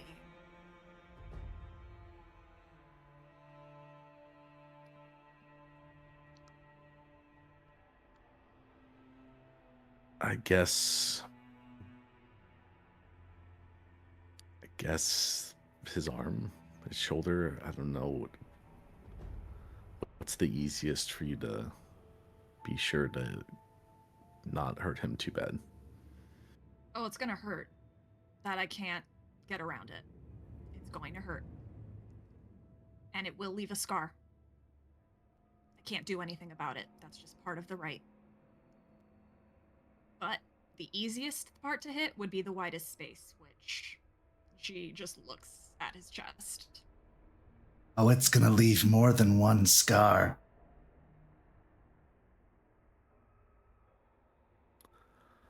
I'll grimace at the thought of the brand, but nod. Okay. Yeah, just Raymond, go to the your friend is chest. already super fucked up, dude. Like, honestly, this is like the least of the concerns. Yeah, she Juniper, is. just I understand, but just shut up.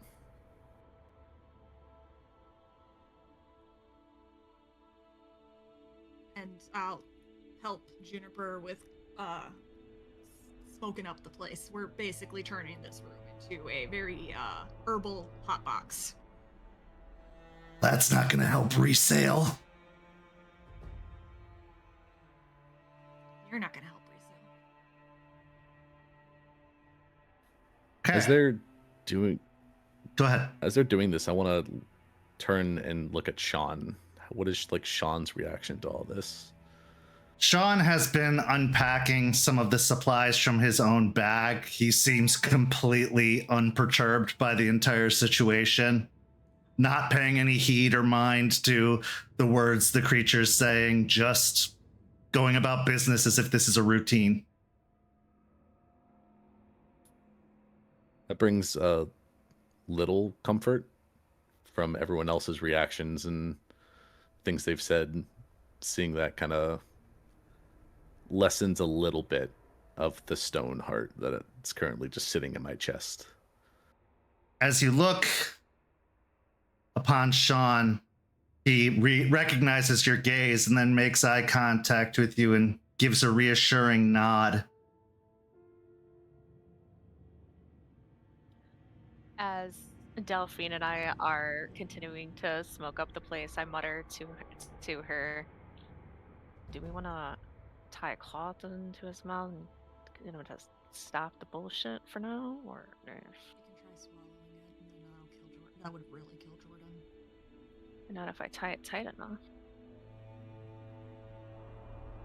It'll leave his mouth Also- open a little bit, so all he'll be able to do is. I also don't want any of us getting too close to him if it can be avoided. That's what I was worried about as well.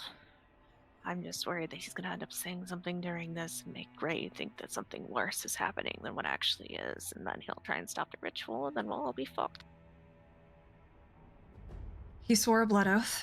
If he actually gives a shit about it, he won't.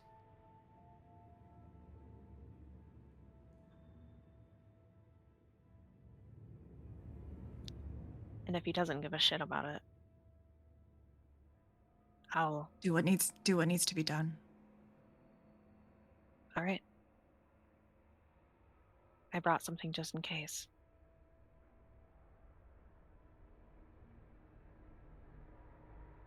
So as Sean and Juniper and Delphine go about preparing the ritual site, Sean lights candles, all of them white, around the area, around the room, by the windows, by the entryway into the room, even in the fireplace. All possible escapes.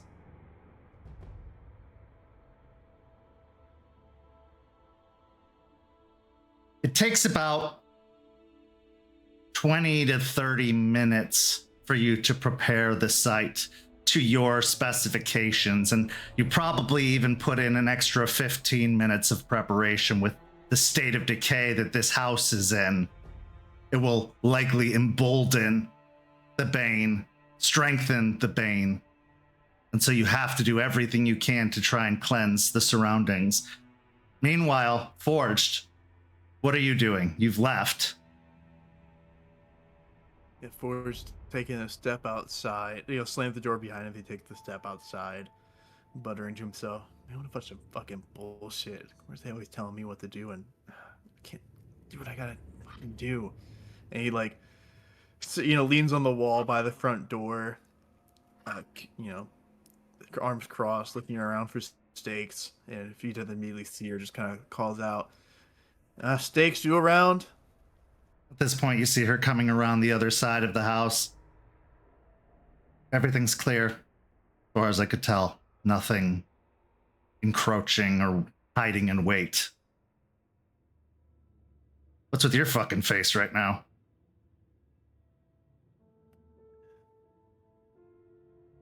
I didn't know that Banes could be such fucking assholes. Dude's just sitting in there, smug ass, dirty ass smile, talking all this shit, and it's gonna get information on Cooper, and he's gonna potentially do a deal for it. And before I can even accept the deal, everyone else said no for me. So I know it's probably the good idea, but it still pisses me off. Do you remember how mad you were at Ray for making a deal? Saying it would affect the whole pack? How is this any different? Stakes, I hate when you use my own words and logic against me. This fucking sucks. Hey, you said it, Hotshot. I'm just reminding you.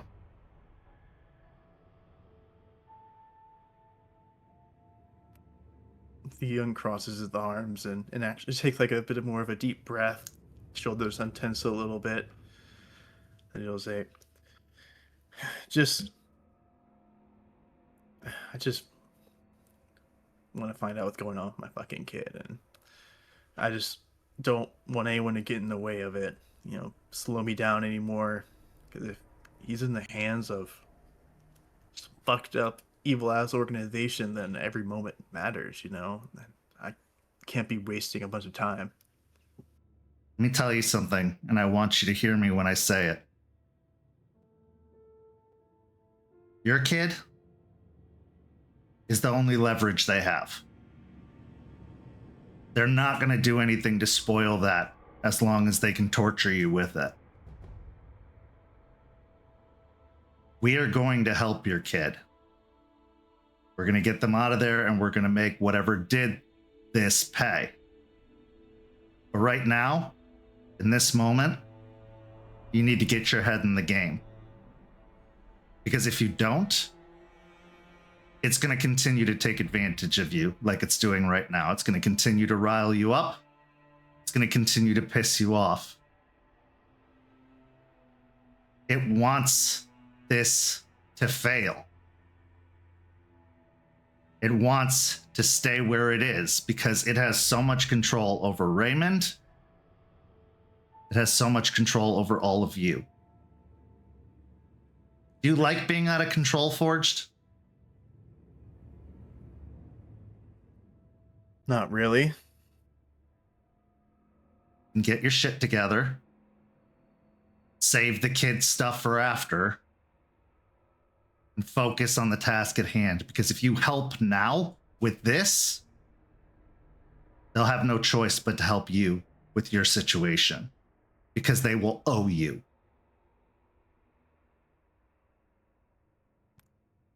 He's nodding to that as he kind of takes a few more deep breaths. You know, stretches out his arms a little bit, loosens himself up, get more a bit relaxed. As after that little locking in ceremony, a little bit of warm up, he nods. Okay. I'm more chilled out now. I'm focused. They're asking for you in there. We can go in now. I'll just wait. Just a pretend that sec. everything. Just a sec.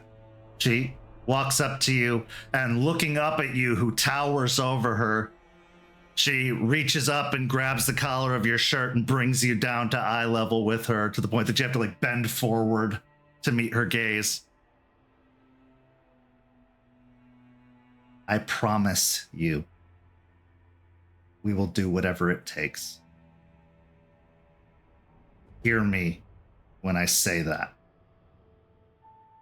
As your friend, as your mentor, as your tribe mate, as your den mother, we will help you. And we will get it done. You've done so much good. You've become so much more. Don't let that all go to waste over this. She gives you a pat on the cheek with her free hand before releasing your shirt collar and letting you stand up again. And then she goes to move past you and into the house. The way that was pretty reassuring, hearing Stakes say all that. He'll kind of give himself a little smile after that, and he'll kind of mutter to himself, saying, I guess it really would be all a waste if I just fucked it all up now, huh? And kind of just focuses for a second and walks in. At this point, Stakes and Forge return to the main sitting room. Stakes relays that she did a full sweep of the area and didn't encounter anything she considered to be problematic, and that the conditions are as ideal as they can be for what you're about to do.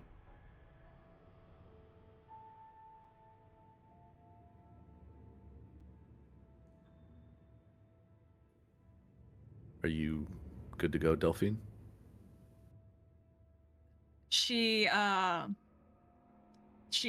goes about just pouring alcohol over the brand for sanitation reasons, if any.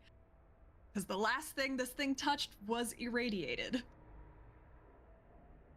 And she'll start working on heating it up with her lighter.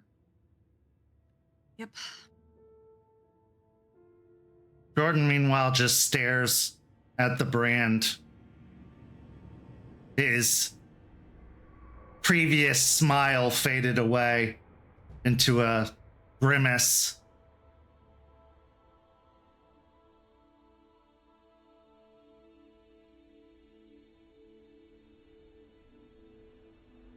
Remember what I told you, Raymond. If they do this wrong, it kills us both.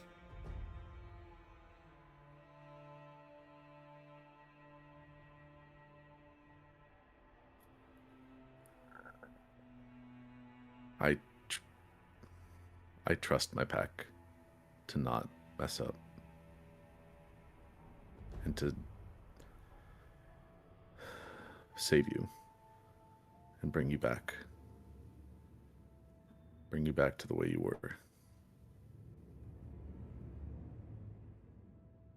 He just nods slowly, a creaking noise coming from his neck as he does so.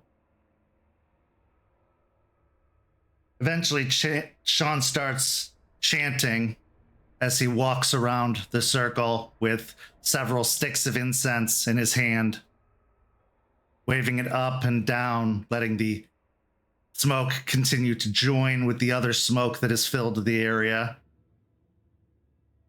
Once he's made a full loop with that,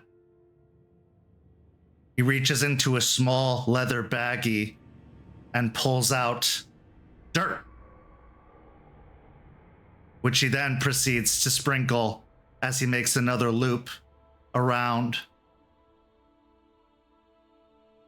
After that, he takes out a glass bottle of purified water, and he goes and runs it over the dirt,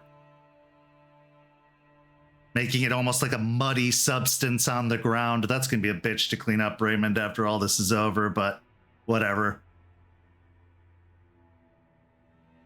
And then goes and takes one candle at a time and sets it on the ground surrounding. Sean then looks to Delphine with a nod. Make sure everyone is here, present, and ready for what's about to take place. Because if they are not, they won't help you. They will only hinder you. She nods and looks to everyone present. All right, guys. And she's gonna wrap Jordan's dog tags around the shaft, be cool, of the brand. And she's going to ask everyone to join in the circle as she continues to hold the flame of the lighter underneath the brand, standing at right across from Jordan, and starts her own chant, which saying it encourages the others to join in on it. This skin is not a borrowed in. This vessel will not house the rot within. I cut you loose from blood and claim, be gone unmade by scar and name. And she's also willing just the flame to burn and purify the end of the brand as much as possible. Okay. Roll me a wisdom and occult.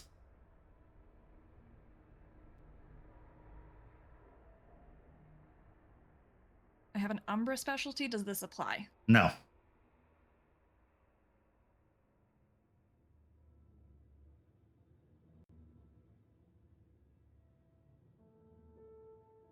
Let's spend willpower. That would just be 2 successes. As you press your will into the flame, it doesn't seem to do much at first. It's slowly heating the brand, but it can only do so much. There's a reason they use fireplaces or coals to try and heat up brands. But just as you feel yourself losing hope that you're going to be able to accomplish this, the flame grows, branching out, and two eyes form within the flame.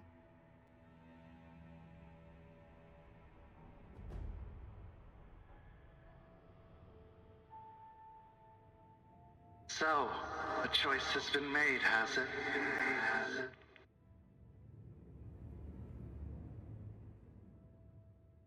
Delphine just continues the chant, and seeing Ember, she kind of just casts a gaze to Ray, because she honestly does feel that this is a question more for him than for the rest of them, because a decision has been made, at least on her end.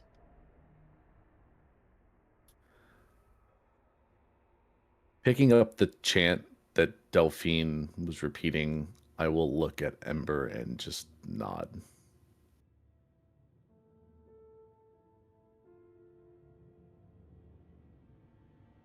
Good. You should have listened the first time.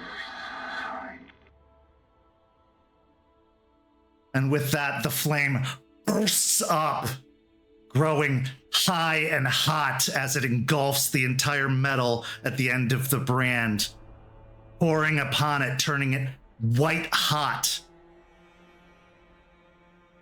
before the flame snuffs out, leaving a glowing hot brand in your hand.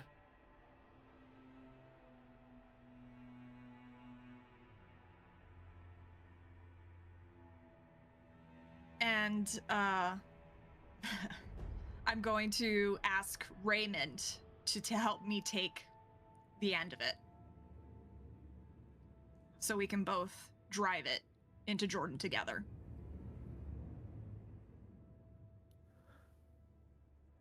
Be cool. I will nod at Delphine, walk over, and then grab the brand with her.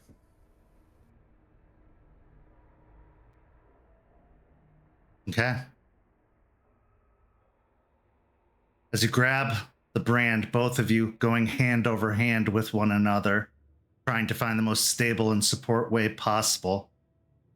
As you approach, you see Jordan start to lean back in the chair as if trying to get away from it. You can hear the creaking of the wood of the chair as if he's trying to pull himself out of it as best as possible. I need a strength and resolve check from both of you as you jam the brand into him.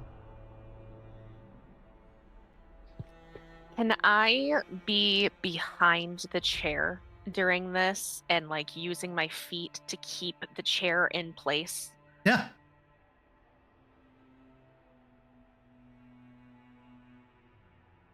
I got 5 with a crit. I got 4 successes. As you jam the brand into his chest, he lets out an unholy shriek, a scream of absolute pain and agony.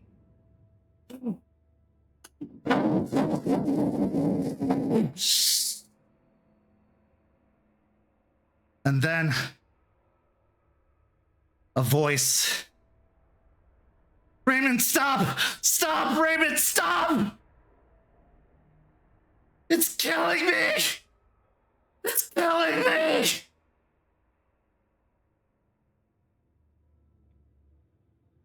Give me a composure and resolve, Raymond.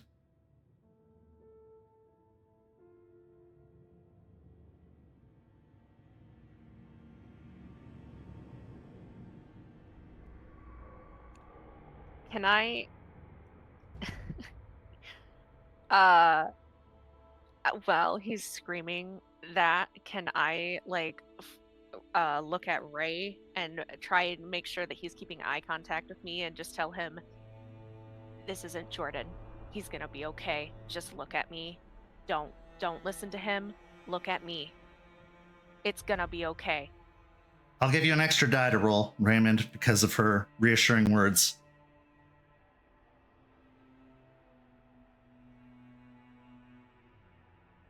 I'll use a willpower. Okay.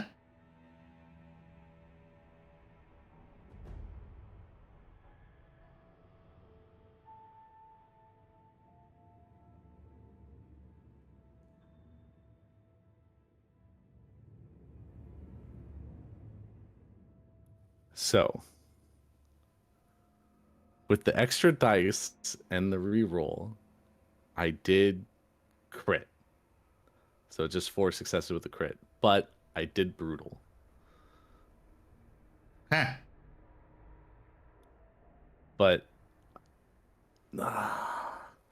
I may want to argue that I'm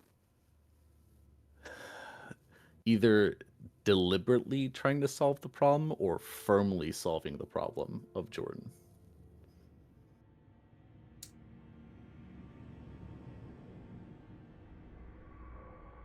Okay. I think deliberately works, as you are trying to you've made a decision. This is what you're going with. This is what you're going to do. You are resolute in that decision. But hearing the voice of your friend, unaltered, no rasping, no breathing, calling out to you, hurts.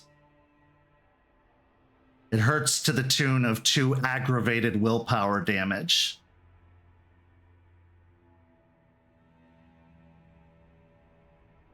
Why?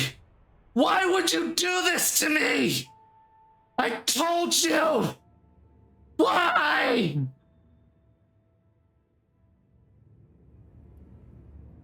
Through clenched teeth,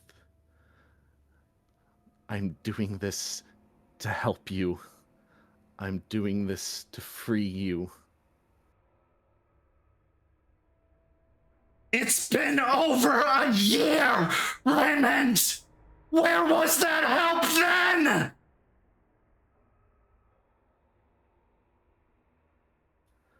At this point, I'll match his screaming. I know! I know it's been a year! I know I waited too long. But god damn it, I'm trying now. Please.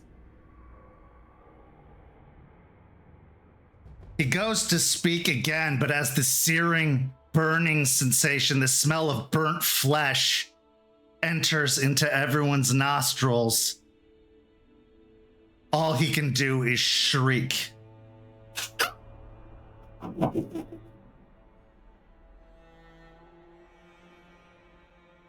Delphine, now is the time for the ritual roll.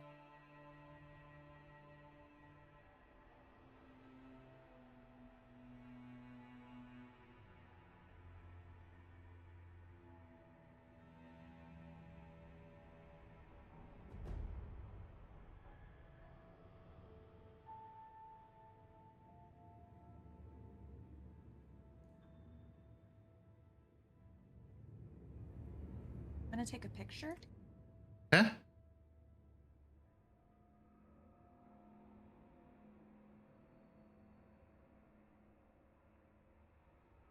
It's 9 with a crit. No brutals. Okay.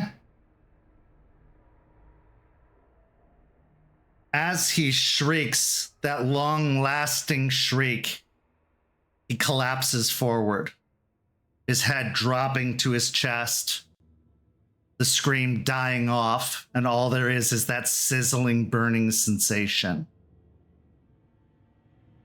Now, I need everyone to make a stamina and resolve check.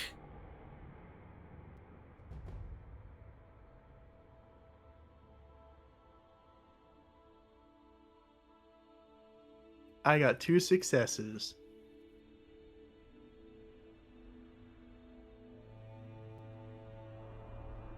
Four successes. I also got 4 successes. I got 3 successes. Forged.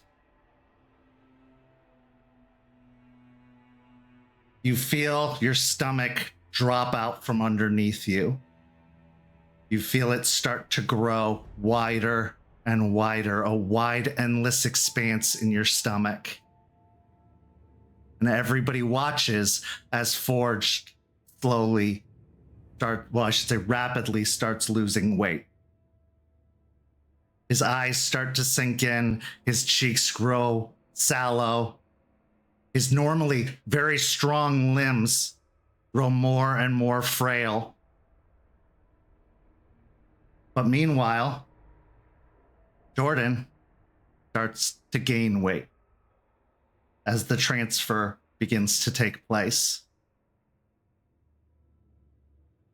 Forged, take 5 points of aggravated physical damage and 4 points of aggravated willpower damage. How many dots of normal health damage? 5. Okay, I'm 1 away from death. That's okay. And you said 4 points of ag damage? Aggravated willpower damage. My willpower is maxed out immediately. Forged drops to his knees, rapidly decaying in front of your very eyes.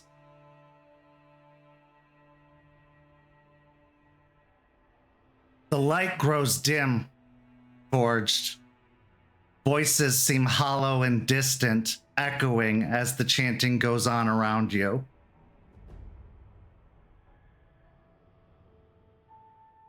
And then, Delphine, Sean makes eye contact with you.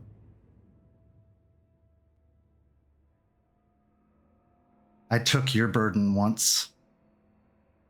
So too do I take his. And he grabs Forged by the shoulder and breathes in. And as he does so, Forged, you can heal 1 aggravated willpower damage. And Sean's hand, his only good hand, becomes bone thin before going up his arm and to his chest. He shrinks in size almost instantly, his eyes sinking in and growing yellow. His hair literally starting to fall out of his head in frail strands.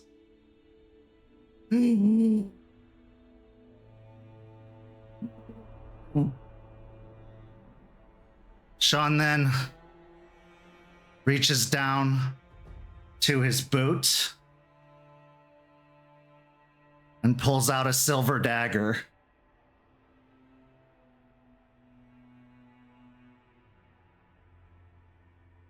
Raymond, I can't do it, so you have to.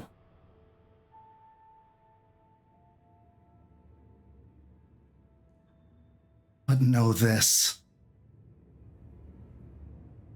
It's what Red would have wanted me to do.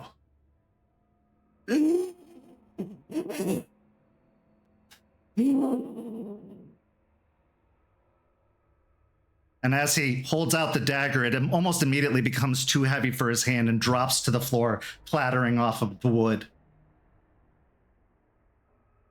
No. There has to be another way. This should have worked. This shouldn't be going like this. There has to be something. Delphine, anything? Delphine is kind of just stunned. It kind of just frozen. She's just staring at Sean, and tears are welling in her eyes, and she's unsure how to react right now. You can see his salt and pepper beard is growing gray, and strands are starting to fall from there as well, slowly raining down. At this point, I'll release the brand and walk over, looking at the silver dagger. I'll look up at Sean.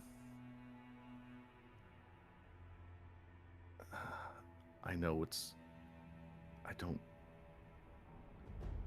You said Red would have wanted this, and I don't know if I can agree, but... Raymond, I'm going home. Just don't let me suffer like he suffered. And he drops down to his knees and literally raises his chin as best as he possibly can, exposing his slowly shriveling throat.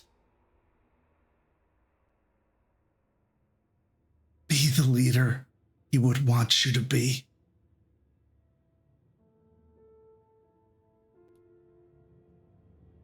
I will fall to my knees in front of him. Look over again at the silver dagger and pick it up in my 3-fingered hand. And I will look him in the eyes. Tears starting to well in my eyes as well.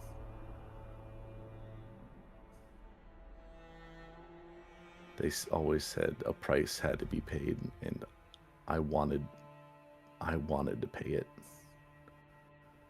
I know the chances of that with everyone helping was, I don't know, small. I'm sorry that you are the one that has to pay it. I know you've accepted it. I know this is what you wanted. But I'm still so sorry. Thank you. And then I will stab him in the throat. As you jam the long silver blade into his neck, blood sputters out.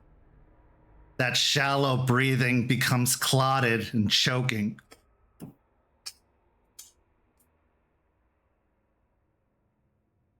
He tries to reach out for you with his one hand.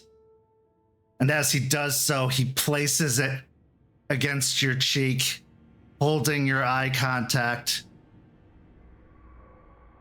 and just mouths the words, "Thank you." And you feel his hand slowly slide down your face as whatever warmth was there dissipates rapidly until it feels like dry sandpaper skin is running along your cheek and down your chin.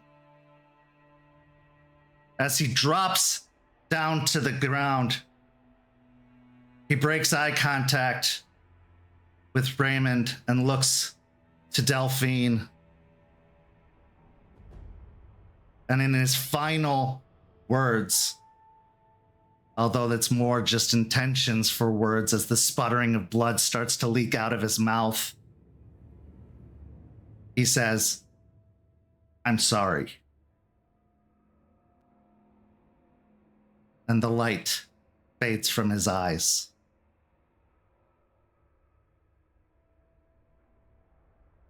Any movement, any sound,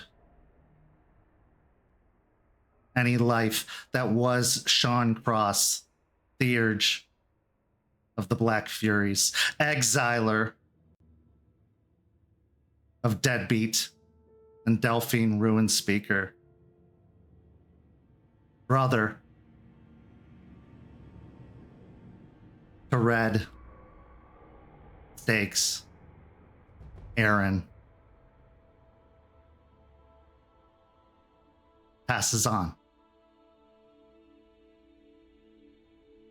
The drying sensation, the shriveling sensation of Sean doesn't cease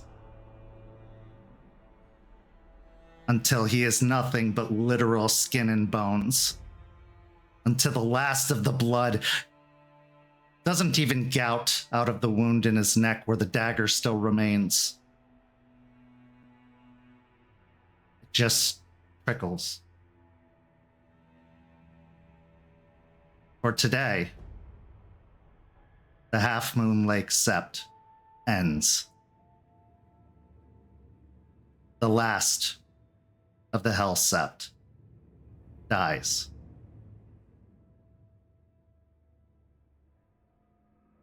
As he does so,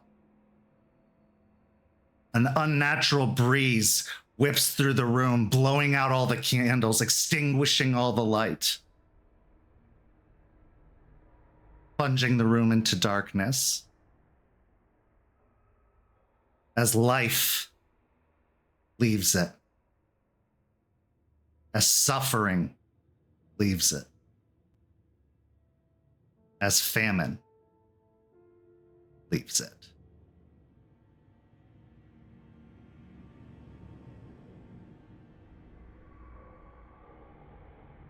The rest of you remain in stunned silence. The only sound being the liquid spreading across the floor.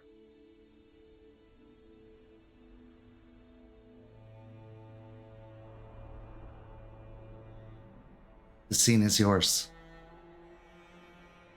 I immediately just get out from behind the chair and I just hold Delphine.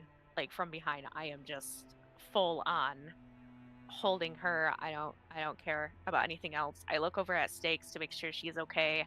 I actually do put a hand on Ray's back, but I am just like, I'm desperately clinging to Delphine. The brand clatters to the ground, and she kind of is like not like she's kind of like her body's relaxed a little bit, and she kind of just pushes Juniper away, and she stumbles over to where Sean is and kneels down, and she's just shell-shocked and puts a hand to his chest, and the player knows that nothing's gonna happen, but she just tries to use Mother's Touch. Its chest, which was decently defined with muscle, maybe a little bit of fat, a dad bod at times, now just feels frail. You can feel his ribs on the outside right away. You can feel the cold already setting in. The stillness.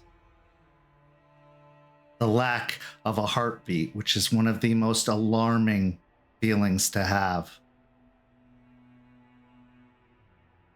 One we take for granted. As you call upon the spirits, trying with all of your might to restore whatever life force into Sean that you can, it finds no purchase. There is nothing to heal because there is nothing left. Come on. Come on, wake up. Delphine. No, I stopped this. I stopped it from happening. Wake up. I saved him.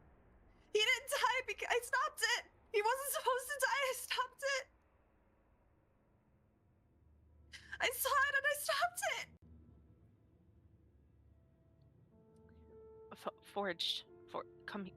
Forged Stakes. As you look towards Stakes, she's gone. But in the distance, you hear a mournful, bellowing howl outside of the house. For Forge, he's still like on the ground. I imagine he's more conscious now, but yes, currently one away from being utterly killed by aggravated damage. He's just on the ground, severely weakened, not seemingly able to move much, as he's just focused on breathing. Just barely above that raspy breathing of Sean and Jordan. He's just trying to focus on surviving and being awake. And he just reaches, like, wordlessly reaches the hand towards Delphine, not being able to reach or even move to get closer. Holy fuck. Delphine, Delphine, I'm so sorry. I'm so sorry. We forged. He's still alive. He doesn't. Delphine, can you? And I'm just panicking between all of this, and I honestly I don't know how best to help this entire situation, and it's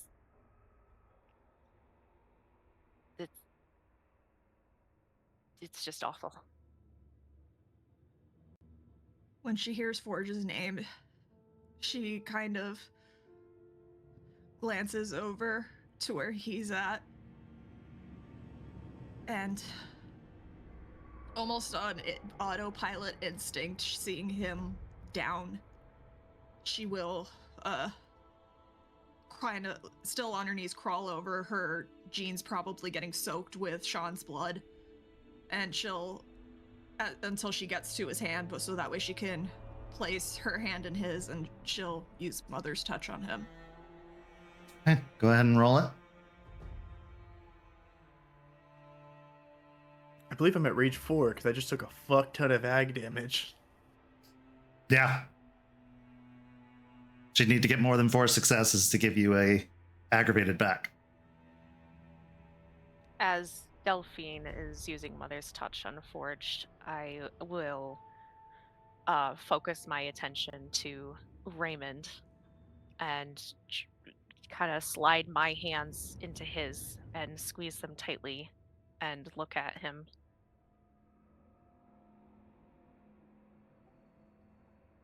Not really paying attention to Juniper at this point.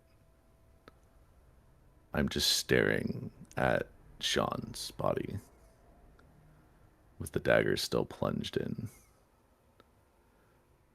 and just staring, looking, taking it all in, taking in the price for my selfish decision. And while still looking, I am going to remove my hat and just place it over Sean's face, and then slowly remove the dagger. Sean's eyes remain lifeless, open, but staring at nothing. As you shroud them with your hat and go to reach for the dagger, Jordan takes in a deep, gasping breath from over in the chair before breaking down into a coughing fit.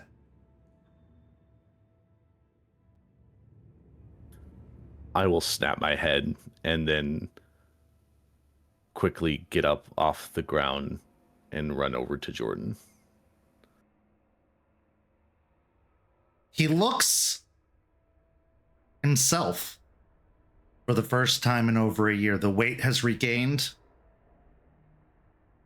The muscles look a little bit atrophied from lack of use, but his skin is warm, full. His eyes, while bloodshot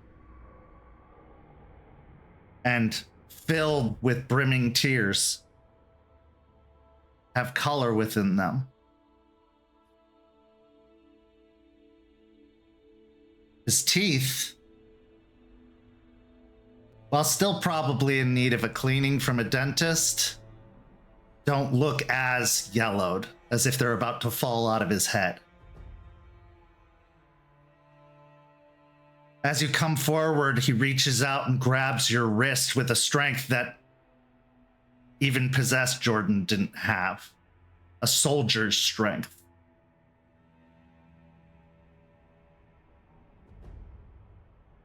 And he pulls you towards him and looks you in the eyes. I will never forgive you for this. and then just tosses your hand aside.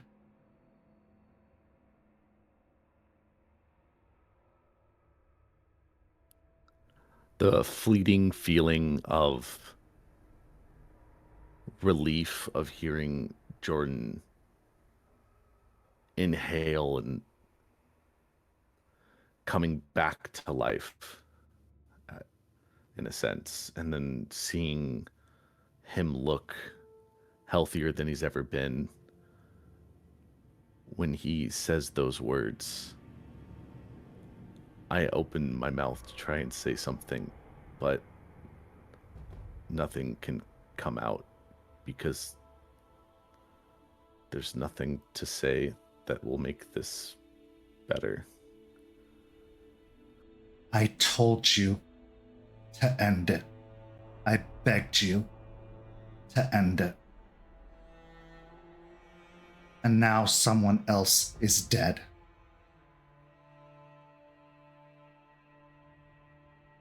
The only thing I asked of you this entire time was to kill me.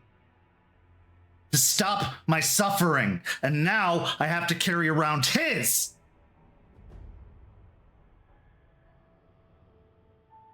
God damn it, Raymond.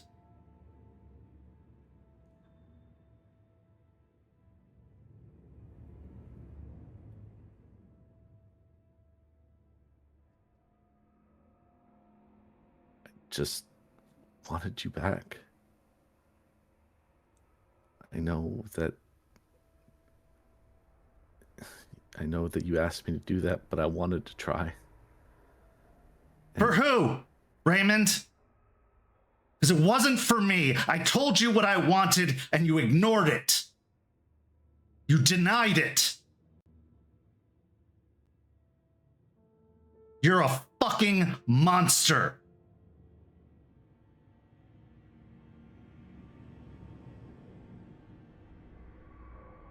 Get the fuck out of my house.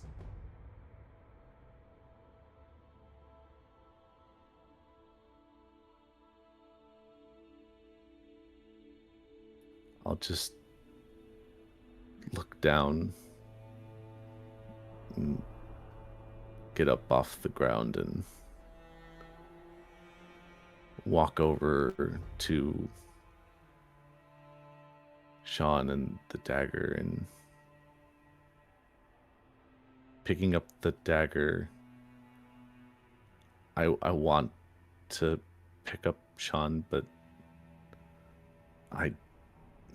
it wouldn't be right for me to touch him now. Like, I don't deserve to show any respect to him for what I've caused and what I've done. So I will take the silver dagger and quietly leave the house. With even spending my last willpower, I only got 2 successes on healing. Okay, so you can heal 2 superficial. I only have 1 superficial. I'm literally 1 away from just outright death. It's like when you reach, like, you grab Forge's hands, you really feel like he's desperately clasping at your hands with his one. As you can see, it doesn't quite have the strength to fully form the word, but you see tears in his, like, welling in his eyes, a fear that hasn't been there in his face for quite, maybe ever. As he just keeps muttering, mouthing the word and barely whispering, help me, help me, and just desperately trying to cling to life. Got you. And she'll look to Juniper. I can't carry him. Can you get him, please? I nod my head. Yeah, I will handle all of this. And I look back at Jordan with pleading eyes. I know that this is all fucked, but I need to be able to clean this up. I don't blame you. You were doing what you were told. What he asked of you, I'm sure. But if you're smart, you'll get the fuck away from him as soon as possible, because all he does is cause suffering for him. With that, Jordan pushes himself out of the chair, stumbling for a minute as if his knees are going to give way before righting himself up and starting to walk out of the room. As he's walking out, you see Forge eyes lock onto him as he's walking with a look of sympathy, of grief, and understanding of what he's been going through this whole time. He had a small taste of it, and it almost fucking killed him on the spot. And he doesn't even know what to say. It's just eyes staring at him. He mouths out the word sorry, but nothing really comes from it. The first thing I do as he is limping away pretty much is I go to Forged and I do like the fireman carry to get him out to our vehicle. And So, then, Aspen and Eliza. yeah, I also need to take care of the body. So I've got we need Sean. to- Take Forged. I've got Sean. We'll send someone. We'll send people out later. I doubt. She gestures to Jordan, where Jordan left, because she can't even bear to look at him right now. I doubt he'll object when we send someone to clean up the fucking blood. Let's go home. Okay, but I'll find Mom. She's gonna go over to Sean's body, and she doesn't doubt that even being the tiniest of the pack, she wouldn't have much trouble picking him up. No. In fact, it's not even a sack of potatoes. At best, he's probably 40 pounds, maybe. You lift him up and he's so small, so frail in your arms, whereas before he was big to you, sometimes intimidating to you, sometimes the target of all your ire and hatred and resentment. But now he's just empty. Empty of emotion, empty of feeling, empty of life. A devoid and empty vessel.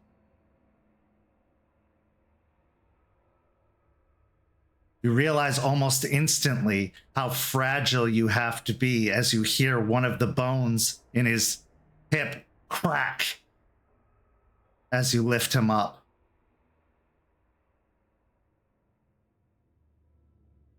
As if it was dried wood. She's holding him close carefully as she can, and just muttering under her breath a silent plea to Owl to take him to his pack.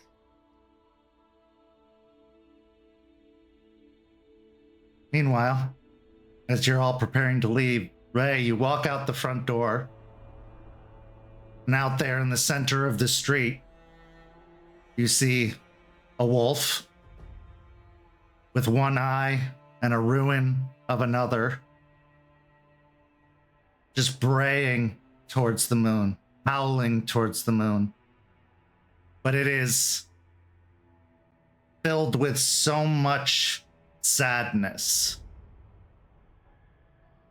that it falters even as it does so.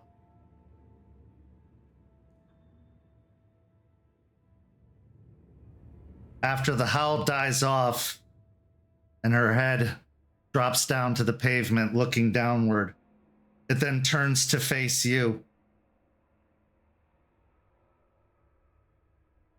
and stares for a long moment. And in that eye is so many emotions. Glimpses of pain, grief, anger.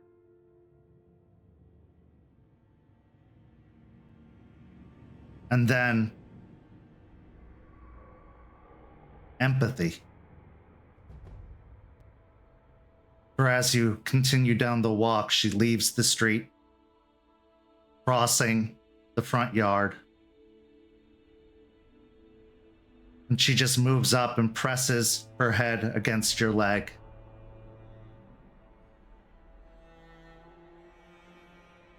Letting her tongue loll out and lick gently at your hand. An embrace only a mother can give, no matter how much she's hurt by her children, no matter how much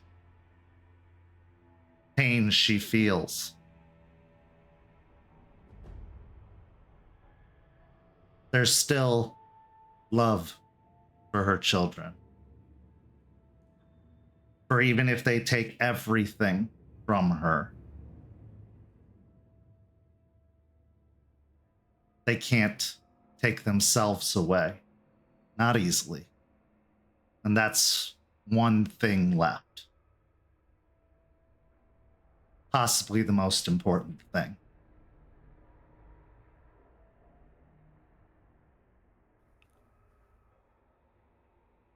In that moment, I'm not even looking. It's like a 100-mile stare, just staring out to nothing. Eyes glazed over.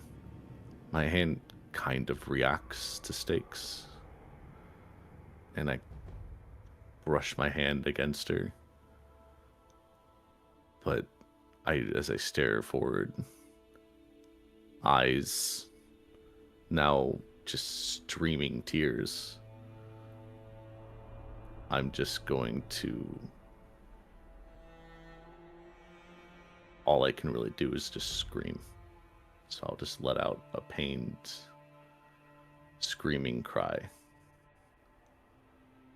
As you scream, Stakes drops back on her hindquarters and joins you with a howl,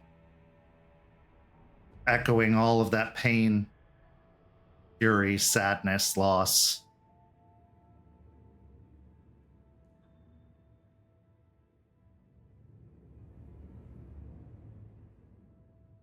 When some things are done, they can't be undone. When we get what we want more than anything else in the world, doesn't always turn out to be as good as we'd hoped.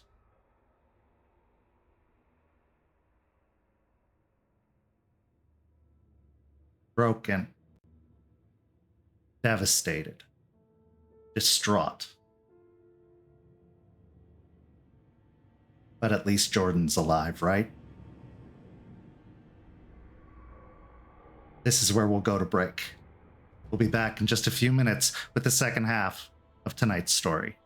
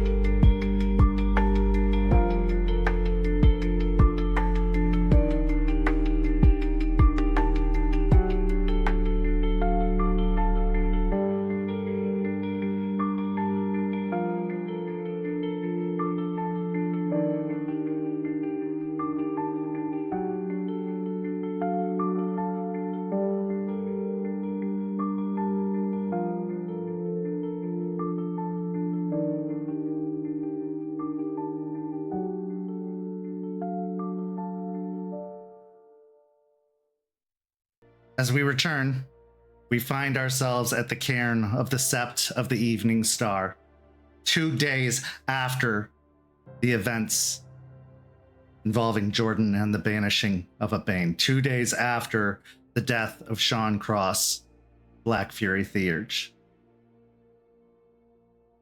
When he was returned to the cairn, he was quickly buried and given funeral rites, so as not to continue to prolong this state of being, to help him move on, to rejoin his pack. I'm going to ask the four of you, what's been your state of being over the past 2 days? Forged has been tended to with the help of Eliza and Aspen as best as possible, but healing from this kind of suffering takes time. So why don't we start with Raymond, then Delphine, then Forged, then Juniper.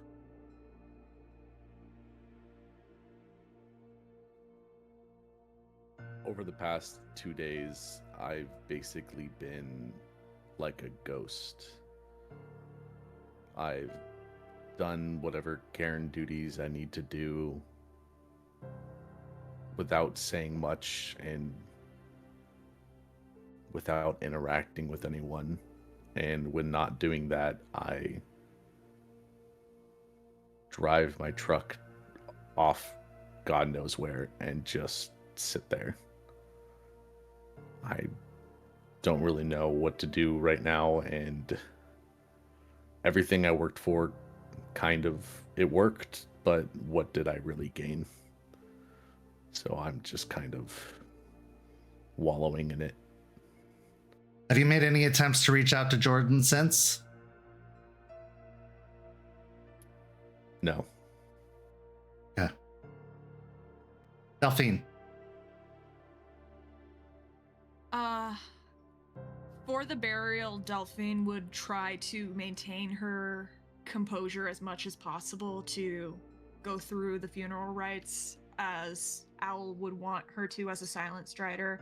But then after the funeral, it's a lot of mourning and grieving. She had been staying with Sean in the cairn.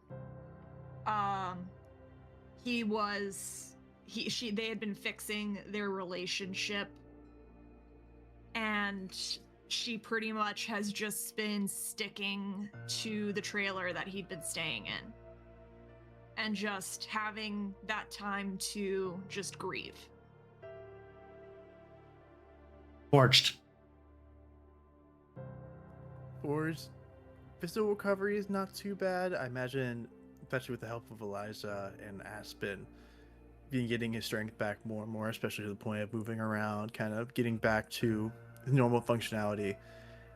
But the mental toll definitely weighs on him a bit. The feeling of weakness, of pain that Jordan must have endured for so long still weighs on him. And the idea that he was just there, standing by, ready to help, and he almost died an excruciating death for it out of nowhere, because for what reason? You know, besides just helping his friend out and trying to save Jordan. They've been kind of grasping with that at the Cairn. Aside from the physical healing or the spiritual healing that Eliza's been doing, she's also been forcing you to eat as much as humanly possible, to the point you probably can't eat anymore, to help you regain some of that body mass that was lost in the process. Yeah, probably would have recovered in time, but she insists it speeds up the healing process. A good meal does that. Juniper. That's so funny that you say that, because Juniper is like on a fucking hyper vigilant crazy mode right now, helping make the food, like aggressively making sure that everybody's eating the healthiest, most organic, most like soul fulfilling food that she knows how to make. And she's also gone back to her stalking tendencies for the pack, just literally making sure that like Ray especially is not doing anything stupid or possibly contemplating more darker things right now. She is just like she hasn't really been sleeping. She's just been going back and forth between the cairn and the house and getting supplies and making the food and just running like a major support role for everybody and doing her best to be there despite being kind of awkward about it. During these 2 days, you've been given space by the leadership, but they insisted that after 2 days, a conversation would be needed. Plus, they needed the full sept, or what's left of it, to be in attendance for the arrival of 2 unexpected guests, 2 new guru to the area. So, it is that night. All of you have been called together, minus Stakes, who's been sent to fetch the new arrivals and to afford you some time. The 4 of you with the leadership to explain, answer for, address what happened. With that, the scene is yours. Let's start with the 4 of you describing yourselves upon arrival. Or if you've been staying there, just what you look like. Yeah, she's just wearing, she's probably, she did change out of the bloody jeans and everything, but she probably is just still wearing the same sweater she's been wearing since she got back from the Rite. And looks exhausted, looks as exhausted as a grieving person could look. She hasn't brushed her hair, there's circles under her eyes, and they're puffy and red. But for this, she has composed herself enough. She slapped some water on her face, and she's ready to have this discussion. Okay, let's just continue down the line with Forged. Forged probably wearing some of the extra clothing they have at the Cairns. He's been spending his time here, having that strength, the will to go back to the house. So nothing spectacular about his clothing, maybe slightly too large or too small. He looks a lot better, but I imagine he still has a little bit of that gauntness to his face, mainly in the face. His body's looking a lot better. And there's bags under his eyes. Don't know if it's from fatigue or just the lingering effect of the famine bane inhabiting his body. He looks a lot worse for wear, but at least better than he was that night.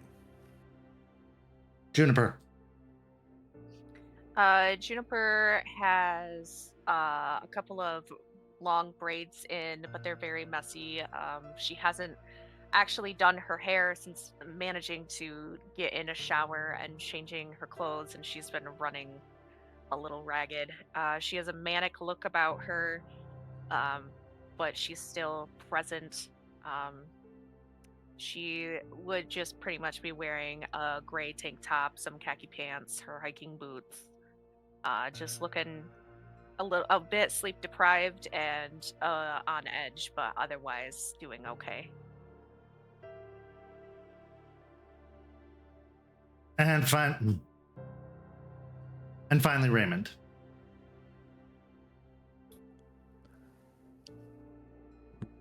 Ray will look a little disheveled, hair not kept at all, beard scraggly with little bits kind of poking out and curled in random ways and positions, not wearing his hat. At this point, he left it with Sean. It's staying with Sean.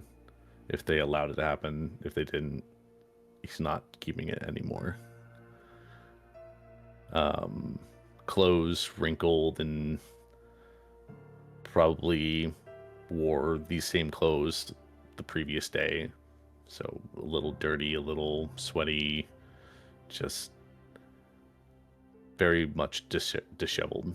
falling back a little bit more into what I was used to doing when I was here talking to leadership, and kind of standing at attention, falling back on that.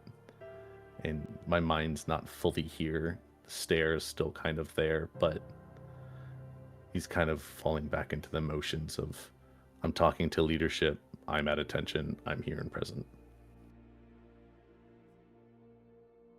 Speaking of the leaders, what's the overall vibe, appearance of each of the leaders? We'll start with Aspen, then Jester, then Jace.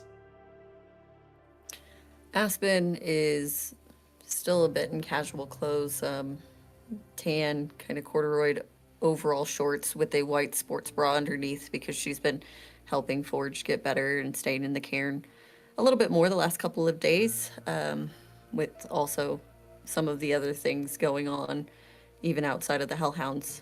She's been staying in the cairn a bit more, and at the moment she's just sat at the table knowing that this meeting is going to happen. Her leg is bouncing, and her hands kind of go from at her lap clenched together to rubbing together. She seems conflicted in this meeting that's about to be presented. Jester. Jester is sitting at her seat.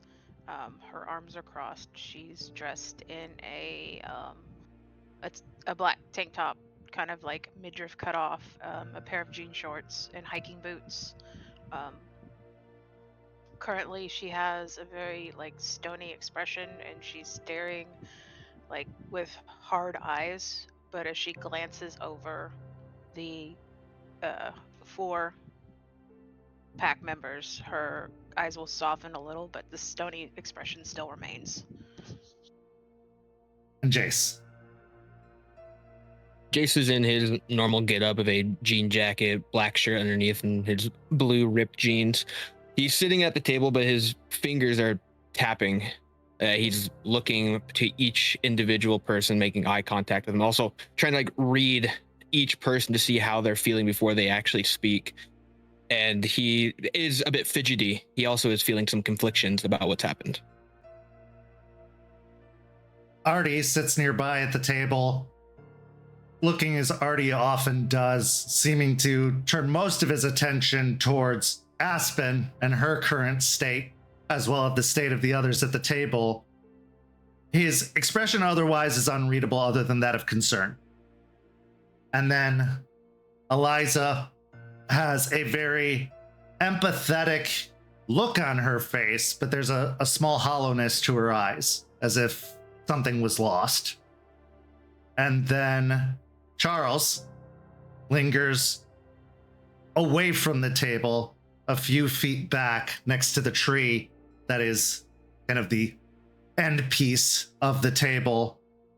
He seems distracted, present but distracted at the same time, as if he's thinking to other matters at the same time as this. But with that, the scene is yours. Aspen, seeing that everybody gathers at the table, will look up and nod. Well, it seems we have a lot to discuss about the happenings just a few days ago. She looks around the table at each of the Hellhounds, looking at Delphine, saddened and Forged hurt, in Ray, not himself in a lot of ways. So she turns her head to Juniper. Juniper, would you mind recounting in your own thoughts and sights from that day, please? I sit up to attention and clear my throat. Yeah. To put it as straightforward as possible, we arrived at the house and Delphine did a scan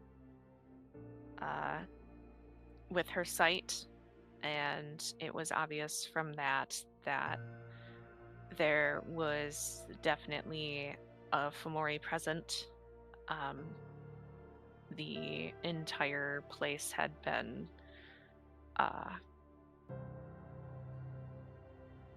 shaped, I guess, into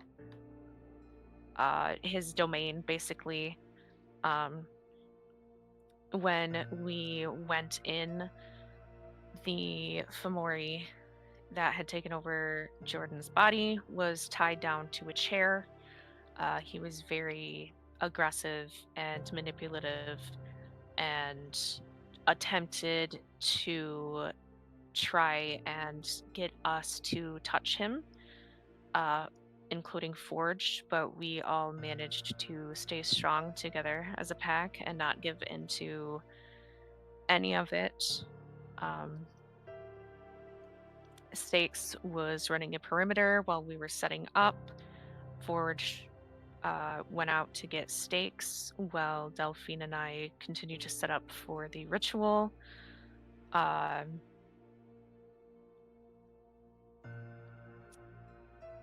We went ahead with the ritual, and everything seemed to be going according to plan until Delphine and Ray shoved the brand into Jordan's chest. And somehow during that, Forged began rapidly losing all of his weight and starting to look like death itself, and all but collapsed to the floor. And before something permanent could happen, Sean said that to Delphine that he had taken her burden once before and that he would do the same for Forged. And he willingly, I assume he willingly let the Fomori into his body because he grabbed onto Forged's shoulder and took in a deep breath, and his entire arm began to wither away to nothing, and it took over his body within seconds, and his entire body just depleted into nothing. He remained conscious. He pulled out a silver dagger and tried to give it to Raymond, but dropped it and said that this was his choice, and it's also what Red would have wanted. And he fell to the floor and lifted up his chin. And I pause and take a deep breath and rub my hands on my legs.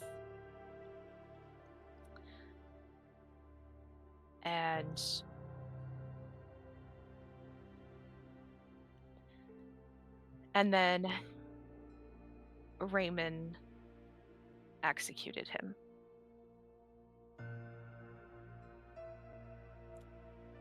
To permanently rid us of the Fomori. Aspen nods to Juniper and gives like a soft nod as encouragement because the words are hard. Yeah. Stakes left the house and began mourning outside.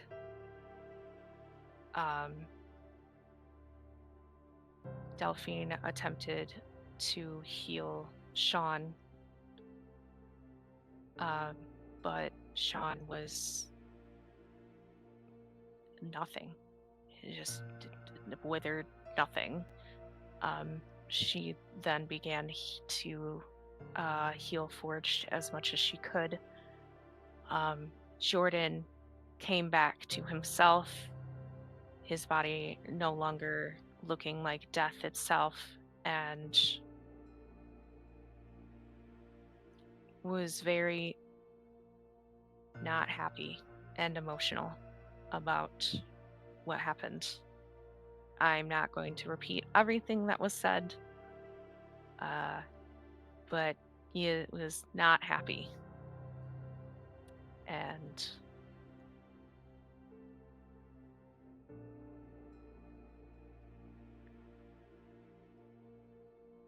now we are here. And everybody is recovering, and not so much recovering in their own ways. But the ritual was a success. But the last of the Hellsept has passed. Thank you, Juniper. I'd like to get everybody's thoughts and, well, feelings over this situation. And I'd like to start with my pack first. But before I do that, I do have to pose the question. And I know that this has been hard on all of you. What of the veil? What of Jordan afterwards? Has that been taken care of? Veil's preserved, but that, as far as I can tell, but I think he's known what's been going on. So the veil was broken, at least in that regard, for longer than we've been here. Since Jordan's been like this for much longer than we've even known Ray. At this point, Charles speaks up and says, I have eyes on him. Okay. As long as that's been taken care of. She kind of looks down at the table, looks back up over to Jester. Jester, do you have any questions? Jester will let out a sigh. First of all of you have my condolences. Sean had started to, I guess, become a part of this sept. Several of us have grown to like him very much, and what he did was a brave and honorable thing. However, I do have questions.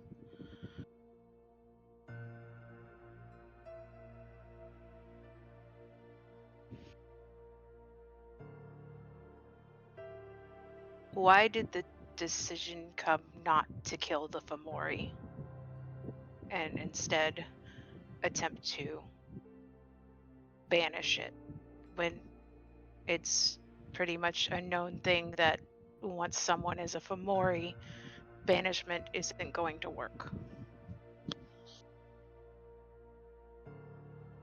Because Ray wanted us to try.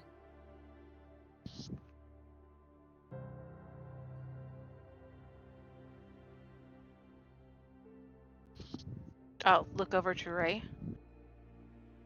Why did you make this decision?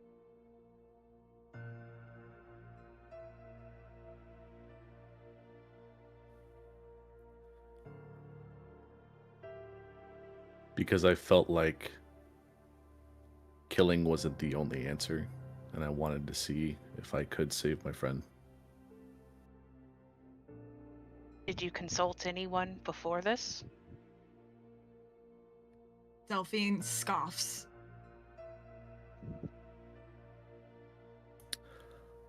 I talked to Charles. I talked to Ember.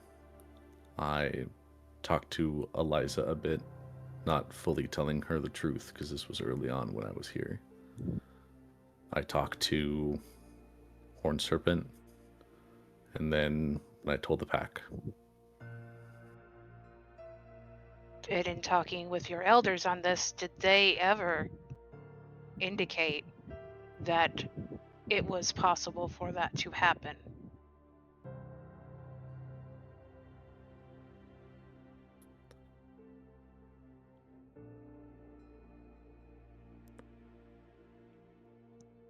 Some of the conversations it has been a bit, but at least in my discussion with Ember, Horn Serpent, and what I remember of the discussion with Eliza, that it was a possibility, but there would be a price. Did you know what the price was? Aspen will stare hard at Raymond. It was never explicitly stated. No, it was never explicitly stated what the price was. I always said that I was willing to pay the price, and if I could choose, I would have paid any price. I did not think it was going to be on someone else. Raymond, you seem to have this habit lately of making decisions without knowing the price fully. And now a Garu is dead because you let a Fomori live because you believed you could save it, despite not knowing what price it was. And most of the wisdom I have heard from my elders is there's no way to save them. Do you feel this is a quality of a good leader?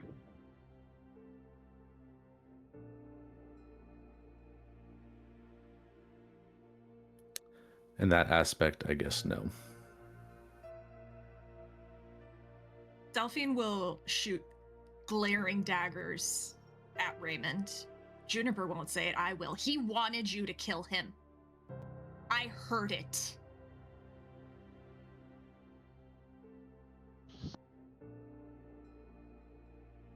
Just a little confused. The Fomori wanted. When Jordan came out of it, he said he had begged Raymond to kill him.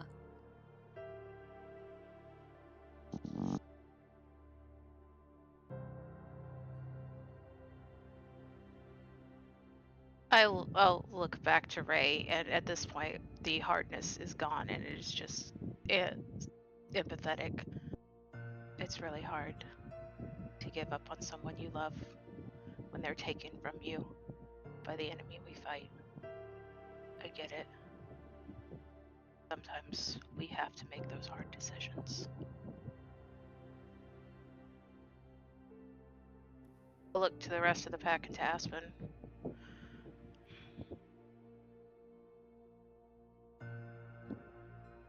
I am not in charge of this decision at all.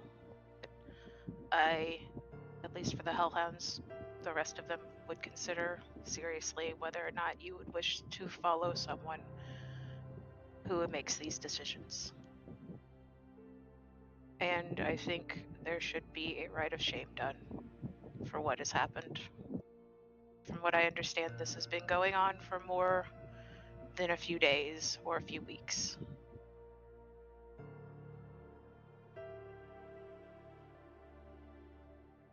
That's all for me. Aspen will nod and look over to Jace. Jace, did you have anything you wanted to contribute? Yeah, I got a couple questions. He'll stop tapping his finger at that moment and look to everyone. I understand the sorrow you are going through. Losing a person as close as he was and someone that was there for you. I understand the feeling you're all going through. Raymond, I'm going to come back to you. Delphine, I have just a couple questions on the ritual that was performed. If you could walk me through your steps.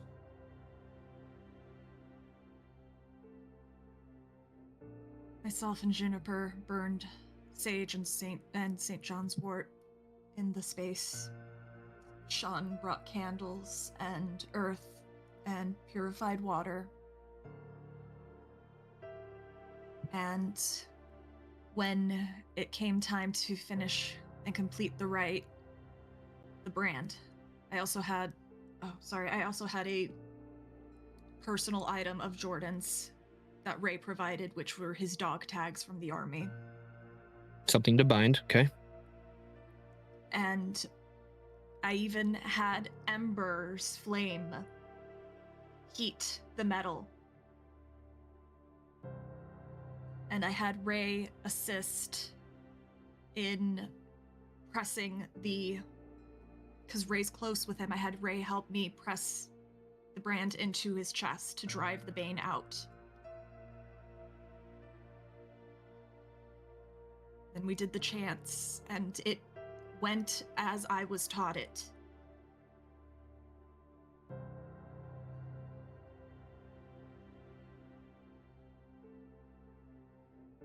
Okay. When you were performing this, did you believe it was going to work from start to finish?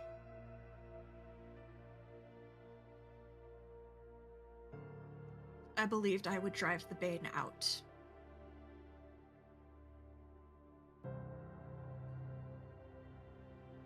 I didn't believe that Jordan would survive.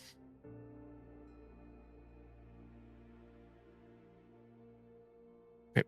Thank you. He'll then look over towards Raymond.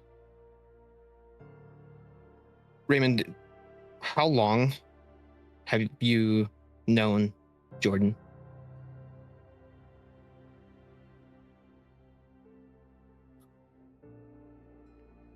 I've known Jordan since I was 6 years old, so 15 years. So a pretty good connection. Yes.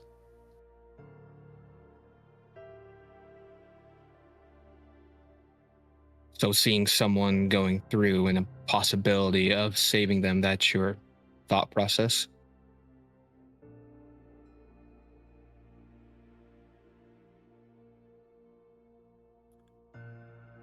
Sorry, I don't really understand the question.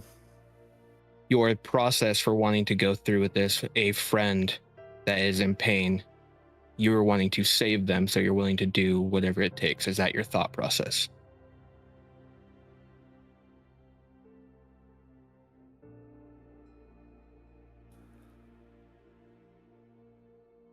My thought process during all this time was that, yes, I wanted to save him. I wanted to bring him back because if I was unable to save him, if I did have to end him, then the last connection I had to what I was before would have been gone, because I can't really connect with anything else.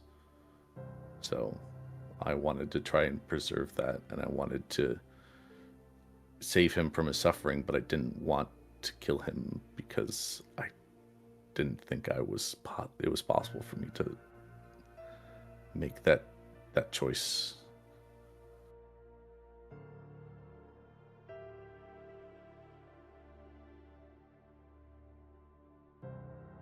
Jace will pause for a moment, kind of looking around and back to him. Keeping that sense of him, I understand where you're at, but I hear selfishness in this. This fight that we have going on, when someone is at that point, wouldn't it be better for a friendship to end it there? Especially when you've talked to others saying that being released from something like that, there is a large price to pay.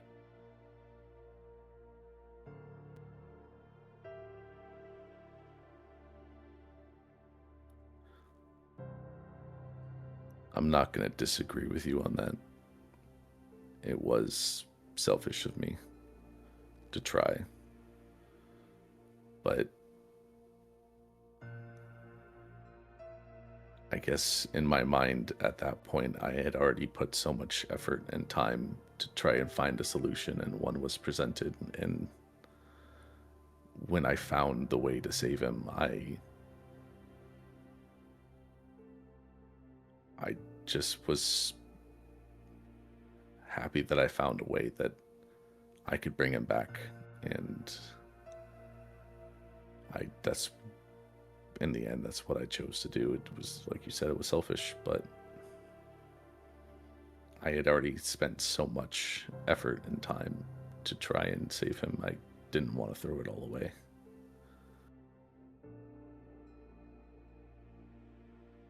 Understandable. You hold some wisdom in the things you have said, but bringing him back wouldn't have brought you any honor of any sort at all, or fixed what has been going on. At that point, he'll look over towards Aspen. I agree with Jester that a rite of shame needs to be done. He does have a sense of wisdom, but there is a large lack of honor.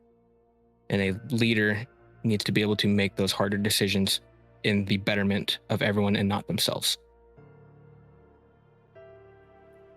Understood. She kind of hasn't taken her gaze off of Raymond since that question from Jester. Raymond, you were aware of the casualties that could come with this, were you not?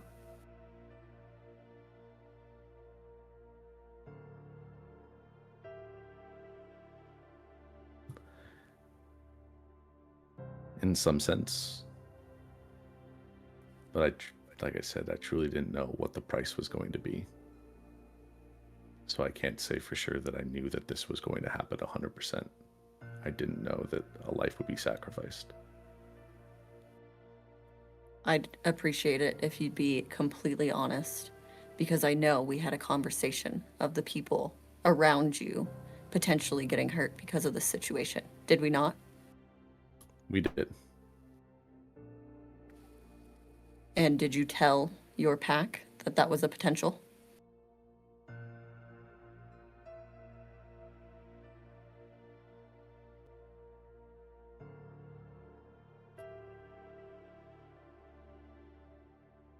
I did not. Then I turned to the rest of you.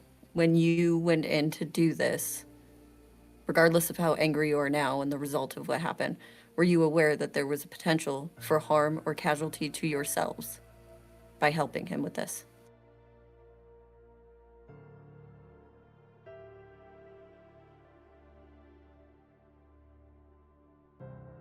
I was aware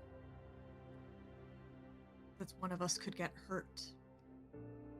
But anything we do can result in us getting hurt, especially with Bane's and Fomori. I did not know that this specifically would be the cost.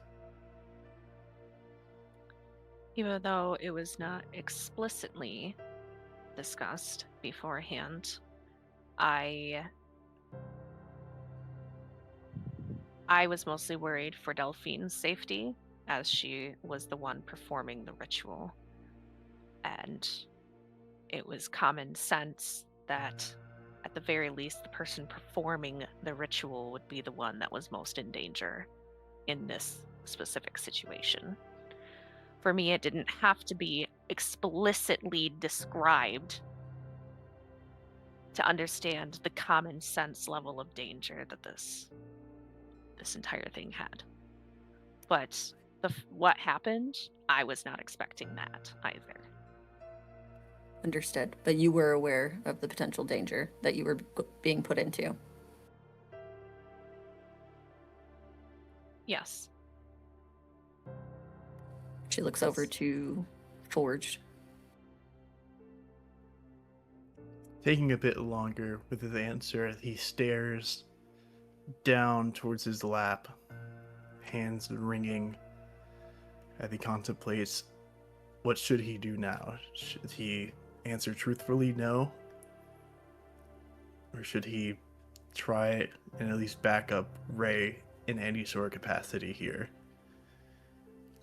And after a moment, he lets out an exhale that he'll say, I was aware of the risk. Trying to lie to the rest of the sept. I'd like to roll an insight. Yeah, give me a manipulation and subterfuge there, Forged. Am I able to Yes. assist in this?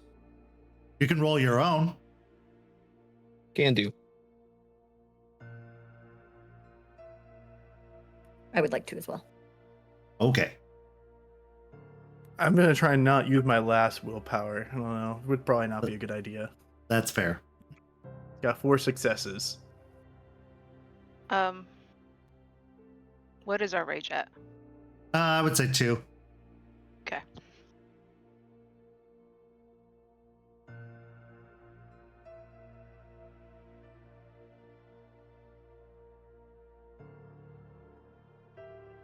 I got 5 successes with a crit.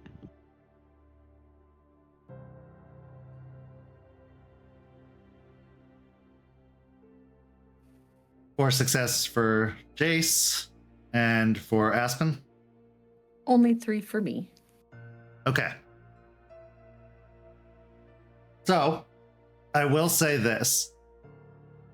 John had said that the Rite was going to be dangerous. So there is a hint of truth to it. But I think that Forge could never have even comprehended how dangerous or the outcome. So while there is a bit of doubt in what he says, I do believe there is still some truth in there as well, because it had been explicitly stated. Okay. I'm gonna let Aspen go on. I'm not gonna interrupt. And Aspen will look over to Eliza. Sean, being an elder, would know of the dangers of this type of ritual and what they may or may not be forced with. Well, I suppose we should let the man speak for himself. And she pulls out a piece of paper that's folded. He left a letter. But before I get to all that, I'd like to put in my own 2 cents, if I may. You may. I will continue to ask my questions after. Of course.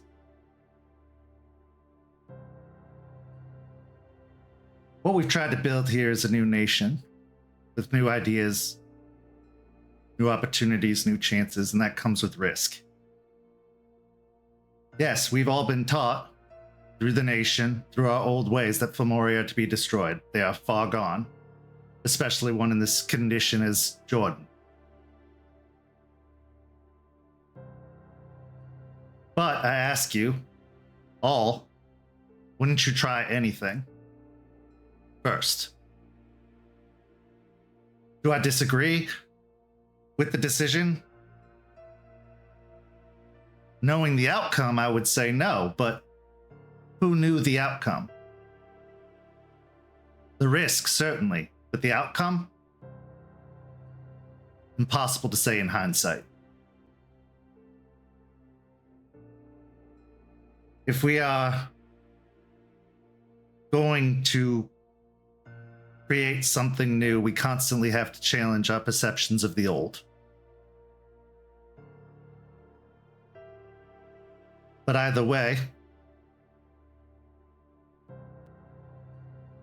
John should speak for himself. She unfolds the letter and begins to read. To the Sept of the Evening Star and the Hellhounds. I write this letter in the full knowledge that if it is found and read, it is likely after my death. I have lived a long and good life, and I know what we're about to attempt is utterly foolish and possibly impossible. But if there's a chance, even a slightest chance, I had to try it. I owe this pack so much. I owe this sept so much for saving my life, for giving me a second chance. To the elders, once upon a time, we dumped our burden upon you, and that's what we viewed them as, a burden. But in truth, it's an honor to have them, because they are the future, and they are the present. And it was wrong of us to have done what we did, all excuses aside. This is an opportunity for them to get the chance they deserve. And of course, they're going to make mistakes along the way.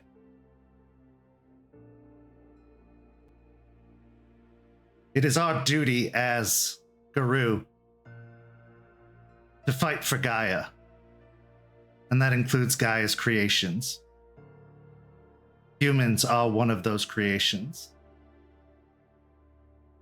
We live this life knowing risks, knowing what really lies out there. And for our own safety, we have to keep it secret. But if we aren't doing everything we can to protect those who don't know, then what are we even fighting for?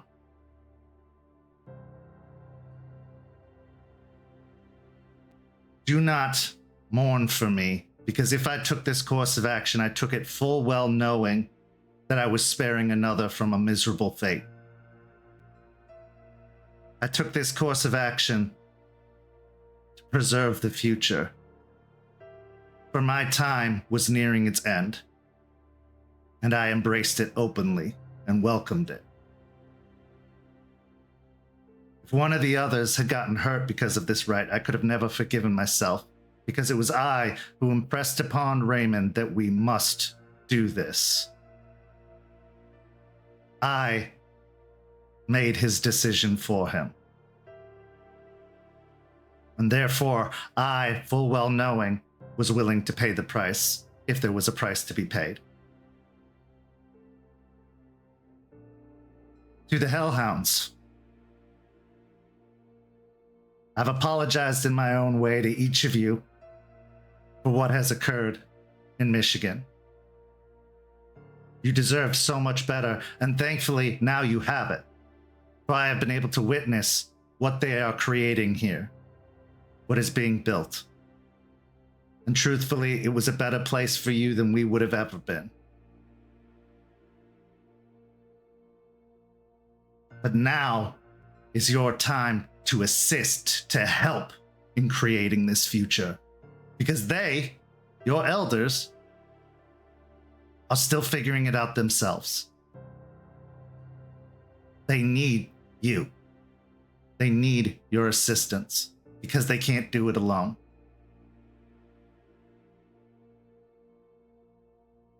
I know I can't stop you from mourning for me, even though I question whether I deserve it at times. But don't let this be the thing that breaks you. That would be a dishonor to me and this decision. Instead, let it harden your resolve. Let it cement your bond. And let it be a second chance for whoever it is that may have fallen ill, if anyone. I lived a good life. I regret very little. My biggest regret was failing all of you. Now I go to my pack. I go home. And I'll be happy to see my family again. Eliza then folds up the letter. John chose not to bind himself to the cairn. So his spirit has gone on to where our spirits go. He will not be able to be accessed through the cairn as often our ancestors and spirits are. and I cannot guarantee that anyone will be able to speak to or see him again. But this, she taps the paper,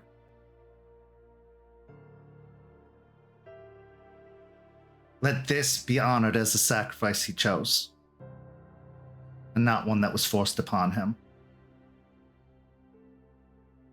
I do believe something must be done, and it is my highest recommendation that Raymond be given chiminage after taking some time to redeem himself in my tutelage. Banes are a messy business, but Mori are the creations of those Banes. If he is going to continue to be able to fight this fight, he needs to do it with the knowledge of what it is he's dealing with.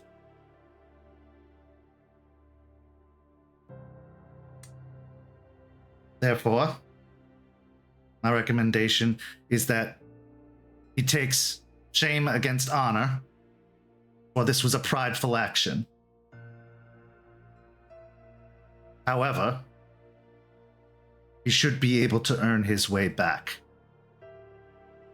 Because there are far too few of us, and even now, one less, to be able to sacrifice another, because then what was the point?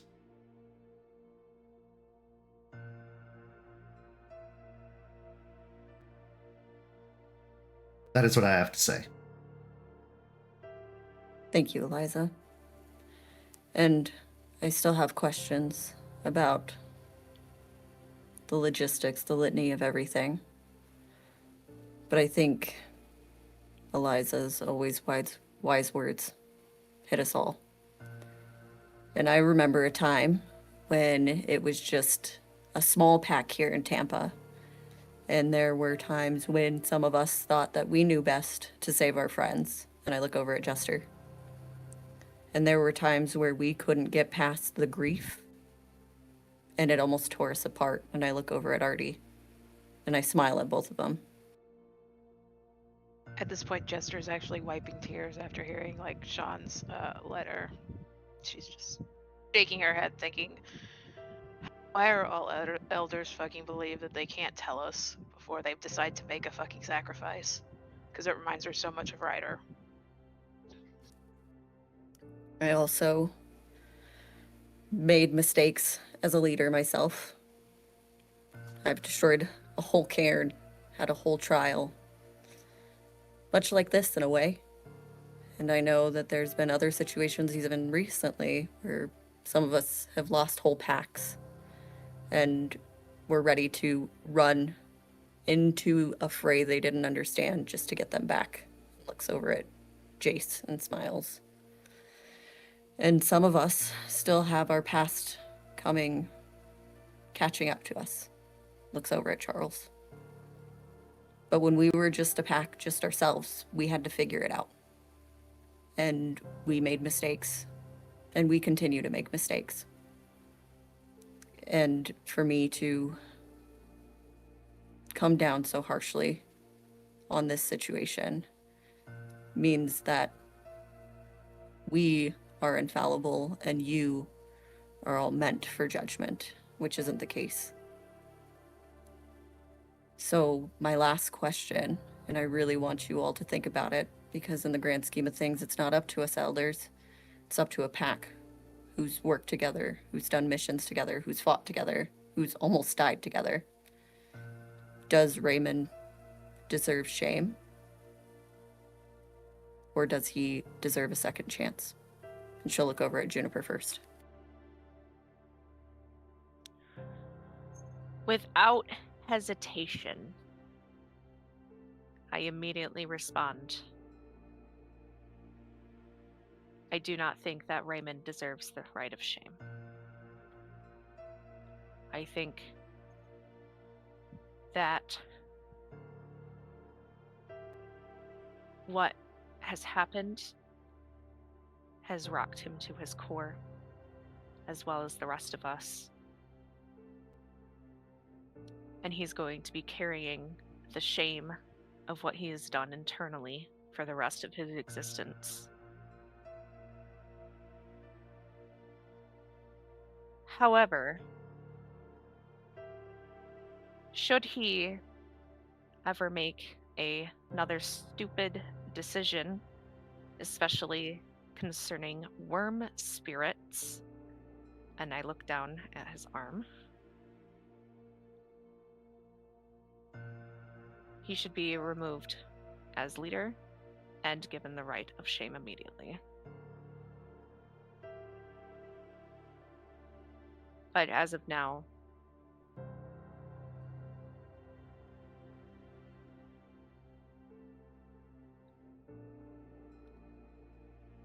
I think that he knows just how badly he fucked up. Okay. Wise words, Juniper. Thank you. Delphine.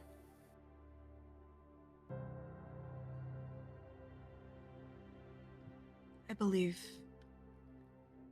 that Raymond's actions, especially now, knowing that his friend even begged for the end long before we attempted this, something that he failed to mention to us.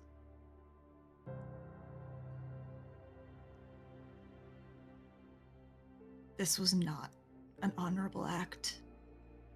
This was selfish. This was prideful. The rite of shame was done upon me and Forged. And I honestly do think it made us better. So I feel very strongly that he should receive the same rite of shame that we received as well. Thank you, Delphine. Forge.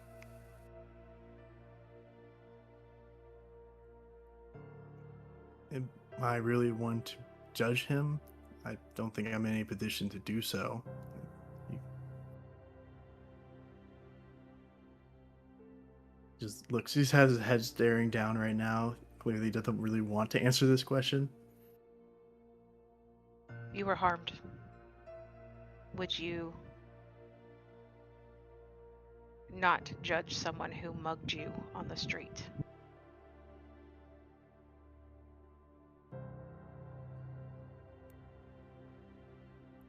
I think you're in a position because you were the one, aside from Sean, that was harmed the most out of this.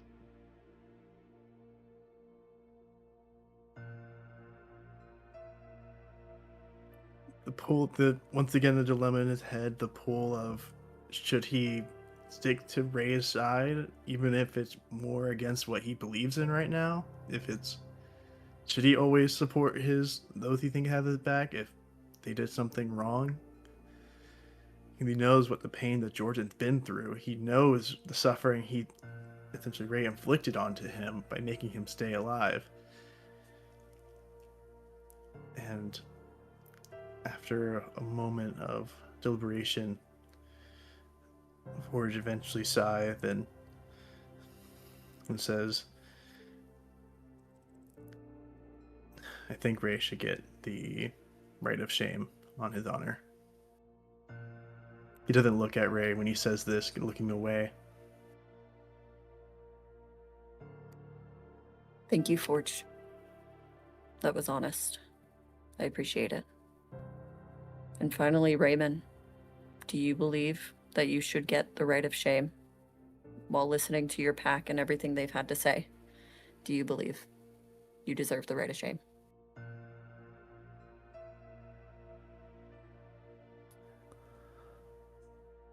I will look at everyone in my pack, and this time not with that glassy eye look that I've had for the past few days, but actually like looking at them all. And then I will turn to Aspen.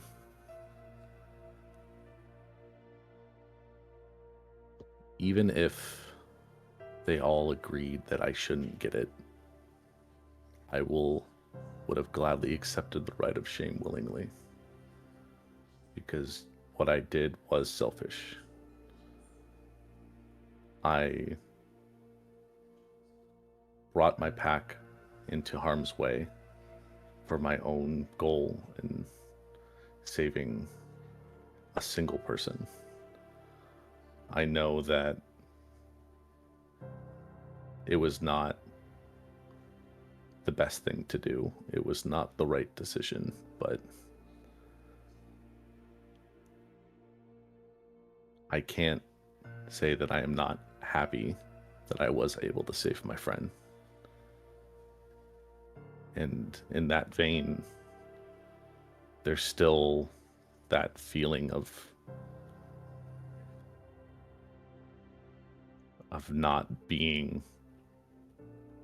not having my pack's well-being at the forefront.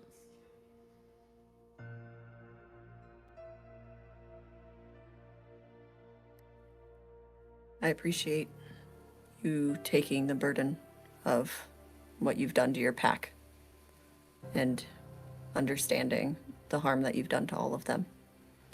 So the rite of shame will be done, and you will be learning from Eliza so that you won't make the same mistake again.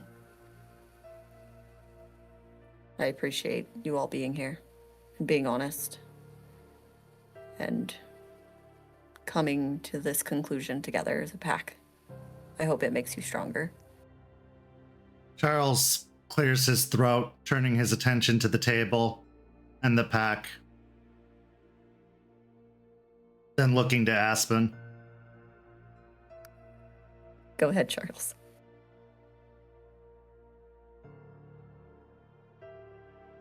Two of the pack, now 3,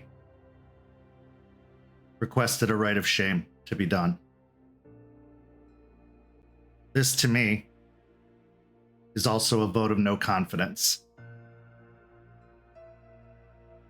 A leader cannot carry shame to lead effectively.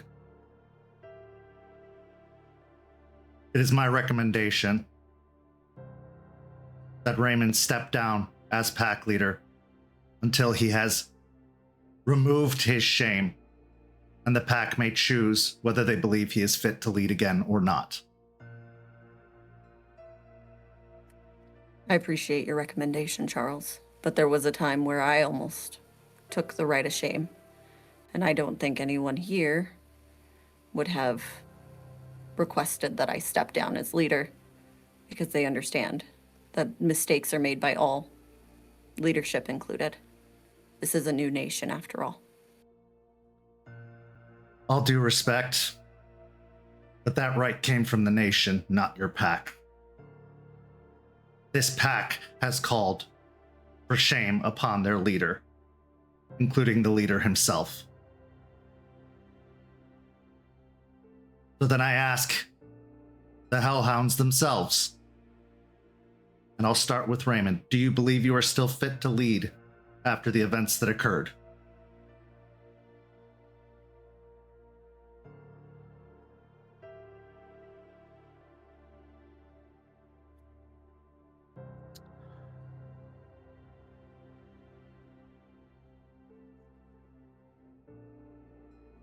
Honestly, I don't know. I think I would leave that up to the rest of the pack.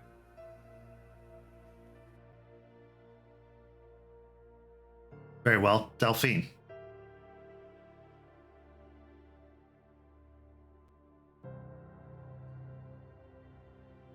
She's just shaking her head and looking over at Ray. Can you just give a fucking straight answer for once? Enough of these non-answers.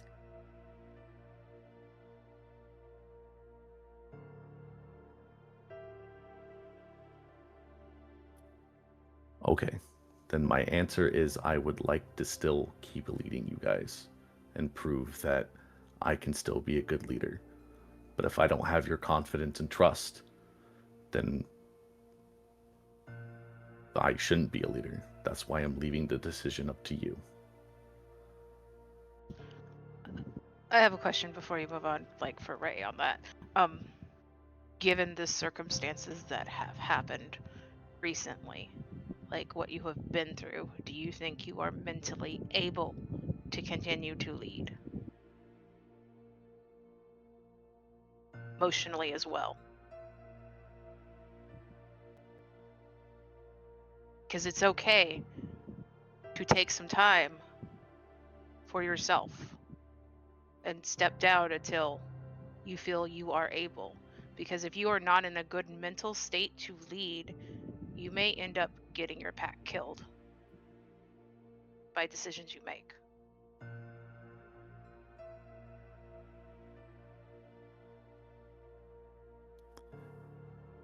Then I guess no. With what happened 2 days ago, I'm not okay.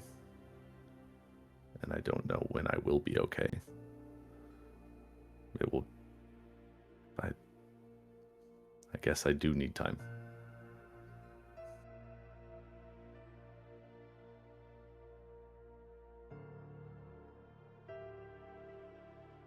And just so you know, Ray, like, that's okay. There's no, like, shame, or you're not wrong for admitting that. It's actually very brave to admit that. Like, nobody's gonna look down on you here for, like, admitting something like that. I'll just nod.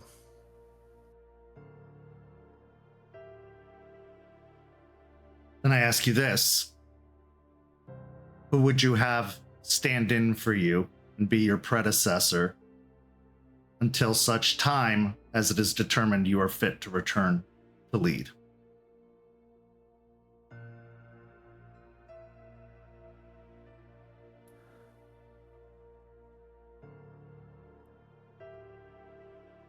When I was made leader, it was thrust upon the pack.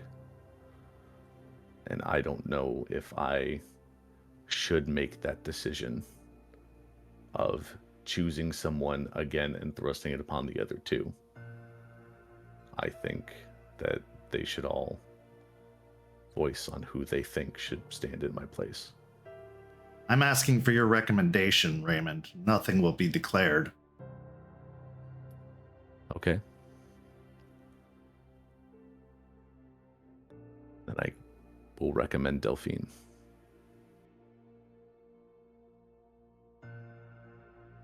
He turns and looks at Juniper. As a Ragabash, you have often been critical of those in authority. Who would you follow?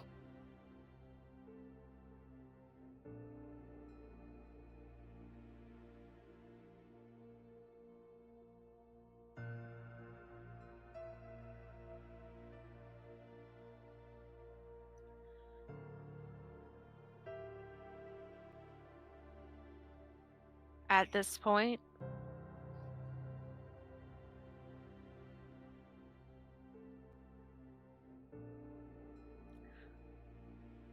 I would follow any one of us, despite everything going on personally with each individual.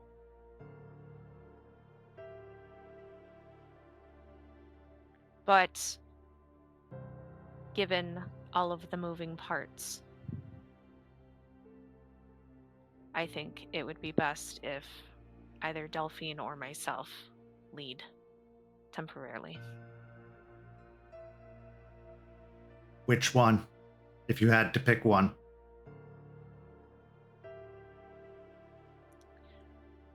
My ego says myself, but I would be fine following Delphine. Forged. Now the decision's already made. It's gonna be Delphine. No decision is made until everyone has spoken. Why do you guys want to hear from me so badly about this stuff? Man, I'm just here. Because your voice counts. That's the whole... As much as, like, we... Exactly. What Delphine says, your voice counts here. Especially in your pack. You shouldn't have to follow someone you didn't choose to follow.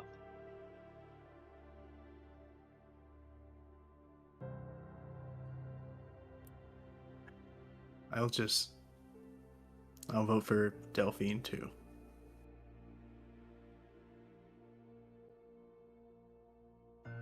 Delphine.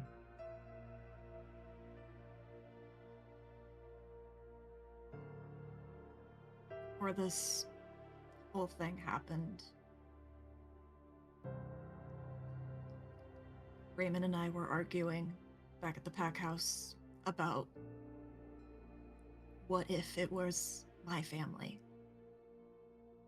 If I had to make that choice, and I made it clear to him that I did make that choice. And I will always choose this pack. If they will have me lead it, I would. Because I want what's best for my pack.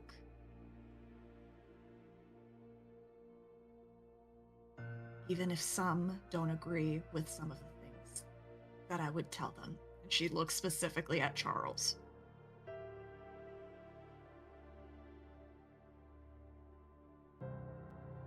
And I believe a decision has been made, Sept Leader. And I recommend that we revisit this again once Chiminage has been accomplished and Raymond has completed his training with Eliza. Interesting. Then that's how this will go. Delphine, you are now leader of the Hellhounds.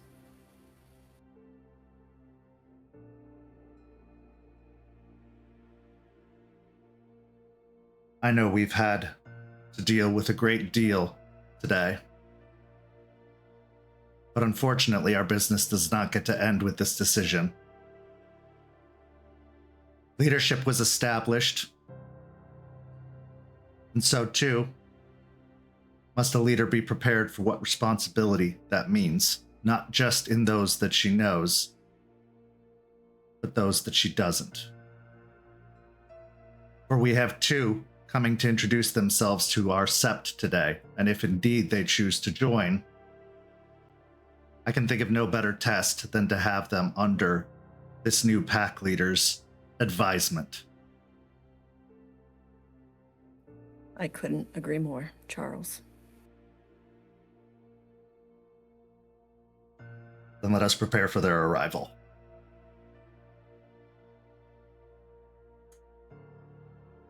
As everyone takes in the moment, the discussion, the weight of what's just occurred, we transition to our final scene of tonight's story. Quinn and Willow, it's been 2 days since you were welcomed to Tampa by the Bone Gnar Ragabash kinseeker known as Stakes Her Claim. And as promised, 2 days later, she returned to your door, saying that it was time for your introduction. At that point, she had all of you shift into Lupus and begin the journey to the Cairn. It was a long and winding journey, and avoiding a lot of the urban sprawl proved difficult at first, until you find your way to the Hillsborough River. Tracing the river north, sticking to its edge, you eventually reach the Hillsborough State Park. A massive, sprawling woodland combined with swamp. Stakes brings you to the edge as dark is settling in. She then looks to all of you, or both of you, and says, "This is it. A lot has happened over the last 2 days, and you were walking into a very fragile situation, as I had feared. Start with the custom, the introductory howl, and then we will approach the cairn." She looks towards Quinn. "Why don't you start?" Quinn nods to her and will howl a excitable but reverent and respectful howl. Give me a glory and performance, please.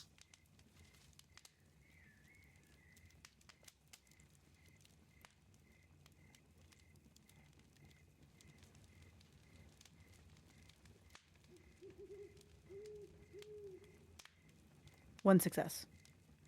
Okay. Willow, as the howl begins, you know it is you to join in next as Stakes looks to you and nod. Give me a glory and performance roll.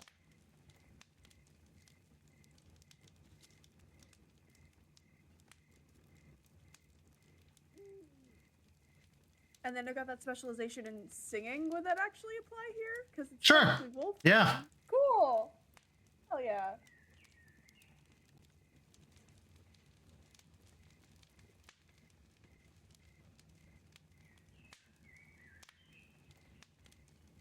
Four successes.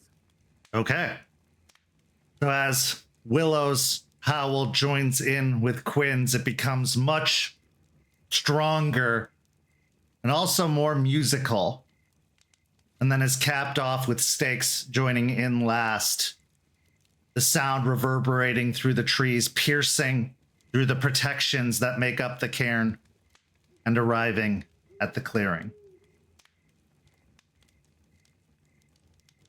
With the howl sent, you begin your approach. Walking through the trees, Stakes dropping down into lupus once more as it is much more comfortable for them to approach in this fashion. It takes probably a good 15 to 20 minutes to arrive at the cairn.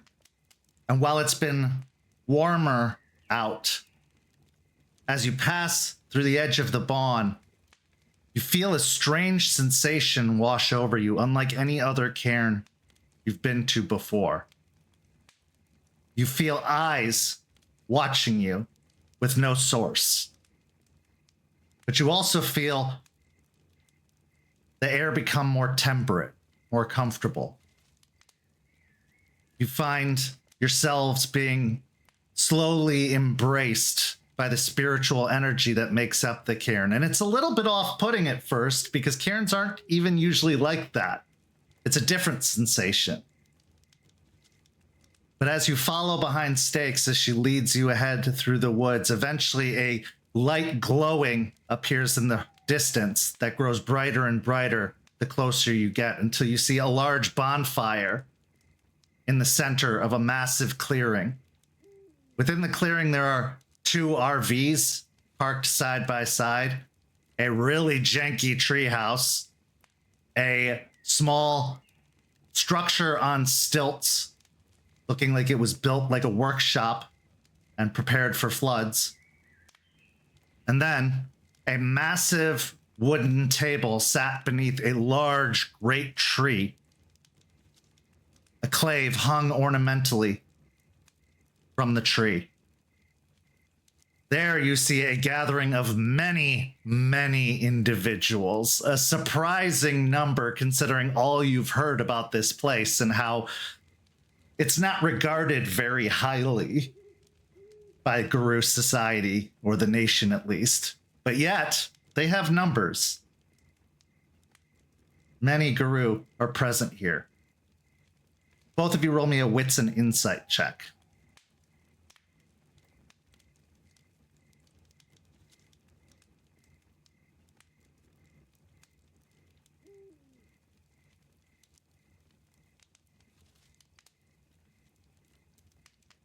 Five successes for Quinn. Same here for Willow. The tension is palpable, and there's a heaviness, a mourning that hangs in the air as well, a sadness. But as you enter into the clearing, you stop just at the edge, and Stakes looks towards the table and all those gathered there, giving out a bark of greeting, but also inquisitively, as if to say, may we approach.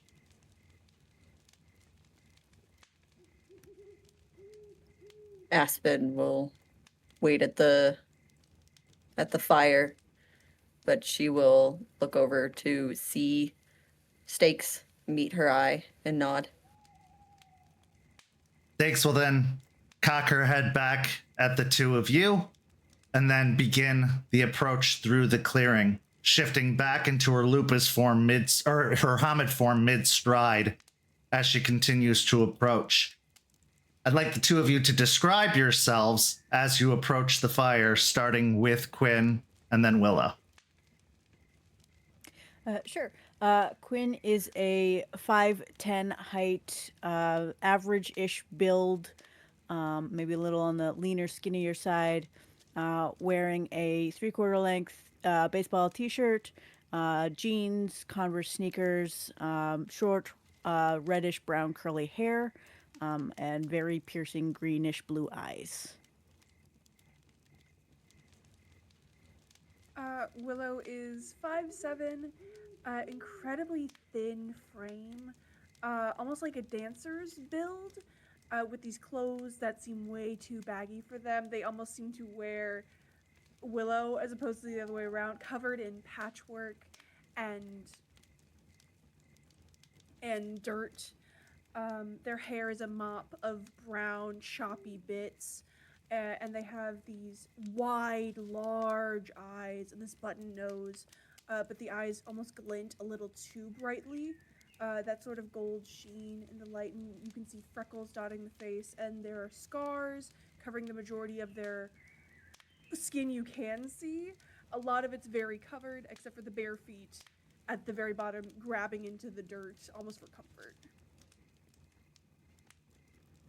As they draw near, Stakes stops maybe about 6 or so feet away from Aspen by the fire. And you can see in her posture and everything that she is very uncomfortable doing the formalities. And as she starts to, she eventually gives up and says, "There's 2 children of Gaia here." And then just goes walking over towards the table. Thank you, Stakes. And she smiles and watches her walk away. She looks at the two of you. Nice to meet you. I am Aspen Oathbreaker, Philodox of the Silver Fang, leader of the Sept of the Evening Star, and leader of the Pack of the Evening Star.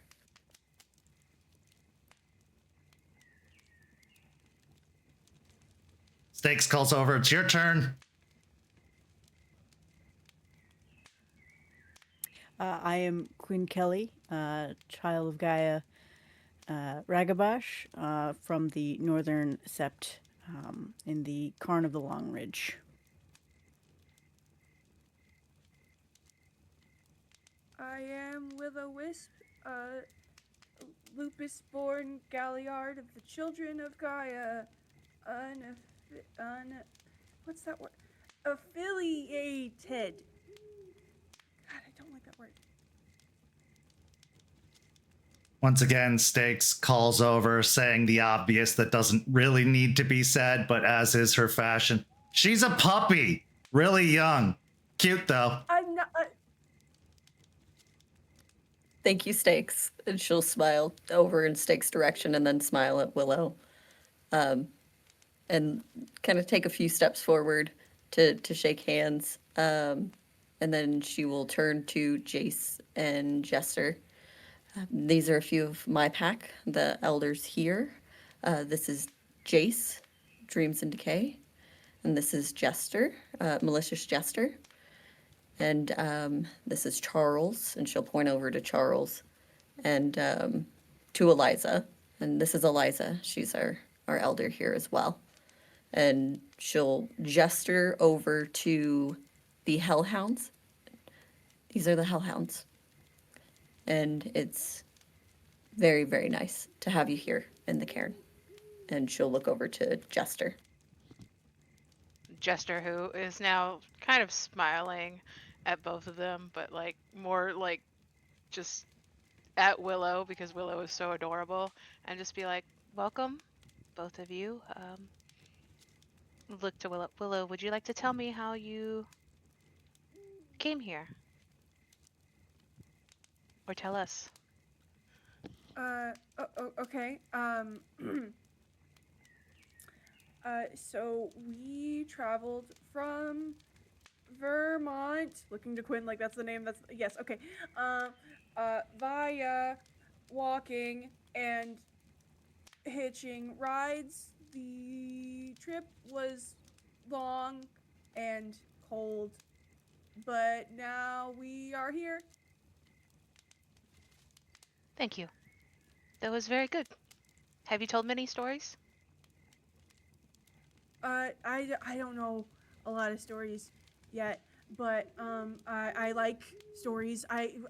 Quinn has these books with these round things that you put in the machine that's loud, and then you can read along with the book, and I like those. That's great. I am also a Galliard, so I like stories as well. So if you ever want to Yes. share stories with Yes, me, I'd be very happy. Yes, please. I'll look to Quinn. Um, what's your side of the story? Stakes calls over before you can ask. She can read too. It's fucking weird. Oh, that's a big accomplishment. It's good. Very nice. Aspen will laugh, look to Quinn. Our resident Ragabash, and points over to Artie, is Arthur.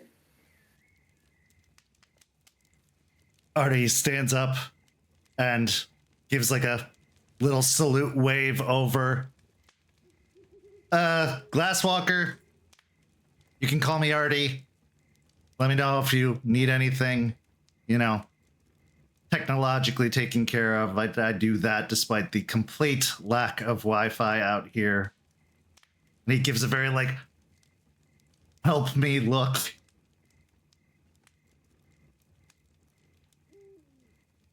Quinn will give a little of a sigh and say, during a kin-seeking attempt, I actually found her running from where she had been, and instead of bringing her to the Caern that I am a part of, or was a part of, I decided it was best for her to learn somewhere else.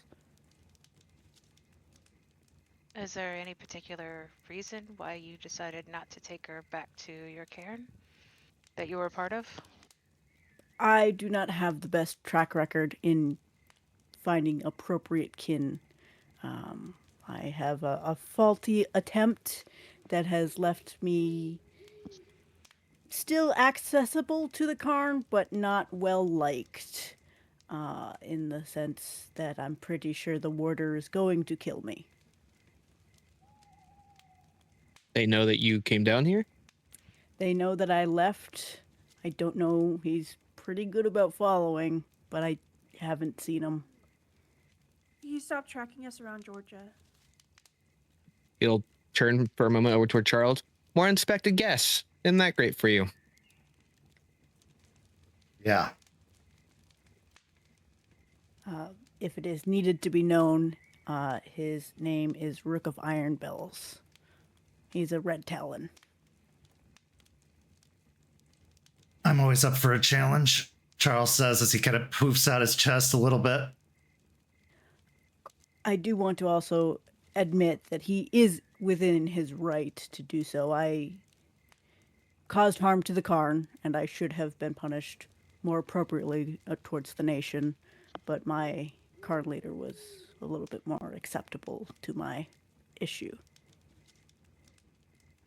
I'm confused on the inappropriate kin part.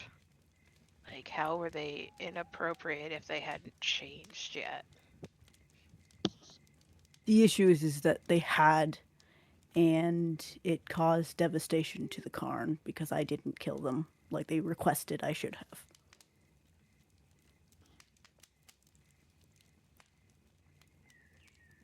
Why did they need to be killed? There was something wrong with the child. I'm not 100% sure, but when they changed, it was more devastating than any other kind of change I've ever seen before. Aspen will look across the Hellhounds and see Delphine's concerned face. Delphine, as leader of the Hellhounds, would you like to be a part of this discussion and asking questions? Delphine will look a little caught off guard, but will nod and stand from her chair, which they'll see as the keeper of the wild chair, and she'll skirt around the table and approach, nod her head at them. Hello, I'm Delphine, Gaia speaker. I'm the pack leader of the Hellhounds. Is it customary for them to eliminate potential kin? Not always, but if there is a problem, then it needs to be dealt with. Charles actually speaks up at this point. In the Guru Nation, certain risks are assessed when following a new kin. If they're considered volatile, dangerous, then yes, sometimes the problem is taken care of in advance if there's believed to be no hope for their change. Yeah, that logic makes sense why they stated that back in hell for us sometimes, but I'm sorry that you had to deal with that. Though I don't understand why he's still following. If you've left of your own volition, you're not going back. He holds a grudge for what happened, and again, I don't disrespect him in that he is honorable in feeling his ways. I did something bad and I should repent for it, but you're right, I have left, and hopefully he leaves me alone, but I don't have the faith in that. Well, he's the warder of his sept. He's doing a poor job if he's leaving it for as long as you've been traveling. Delphine. Just saying.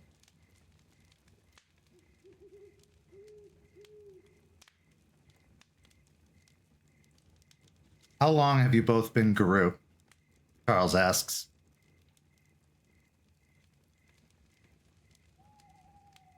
About 4 years for myself. Willow was fairly new. Charles nods and then looks back to Aspen.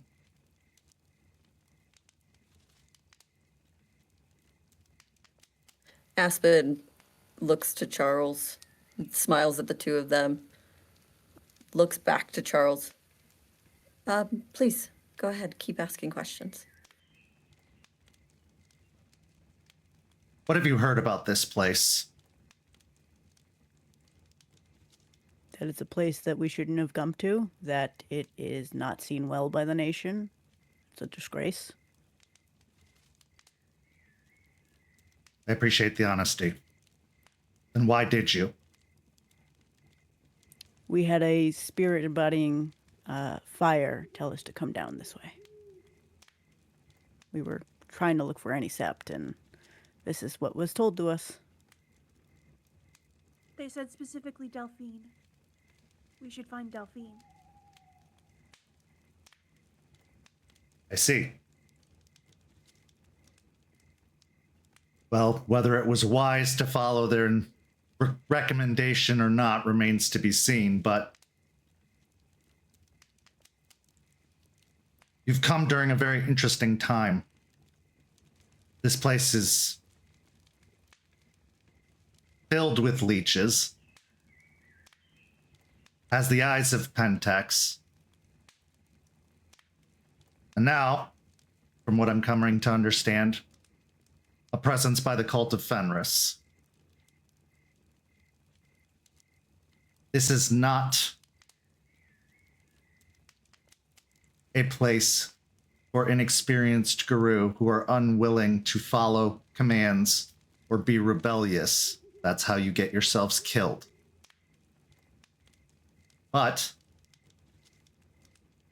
if you're open to a non-traditional way of thinking, and you're willing to do as you're told, and to be respectful of the leadership here, be respectful of your place, and are open to learning,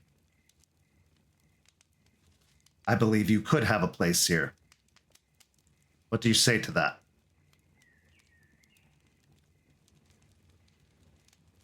Quinn will look to Willow first to see her reactions. The entire time she's seeing the smiling faces and then feeling the energy in the air and this tension, and they are just like grabbing onto their sleeve and just rubbing onto that place where it connects at this thumb hole.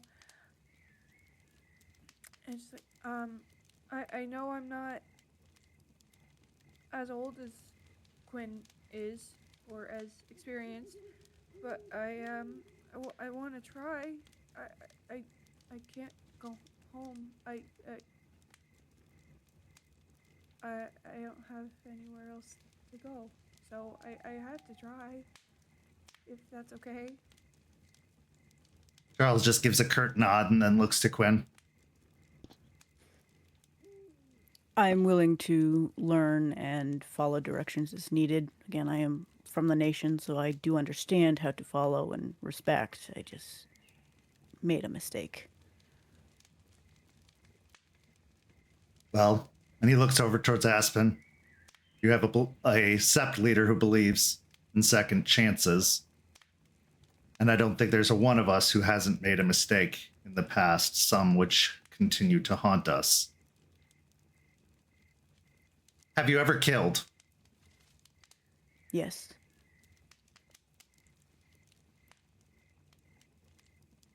Obviously so. I'm not talking about animals for a hunt. Oh. Yes. If needed to, could you do so again?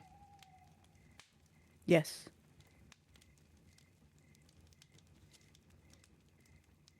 Yes. Have you ever been coerced by or subjected to the worm? No. Point of order. Would what I have been through count?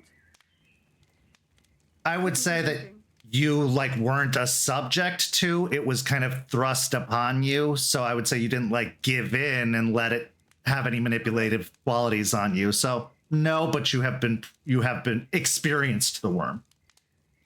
Okay. I didn't submit to the worm, but the worm sort of, wormed in my general direction. Esther will let out a small laugh at that one. I like her. Charles looks towards Jester and nods before looking back. It has a tendency to do that. But as long as you didn't feel yourself tempted or gave in any capacity, that's perfectly acceptable.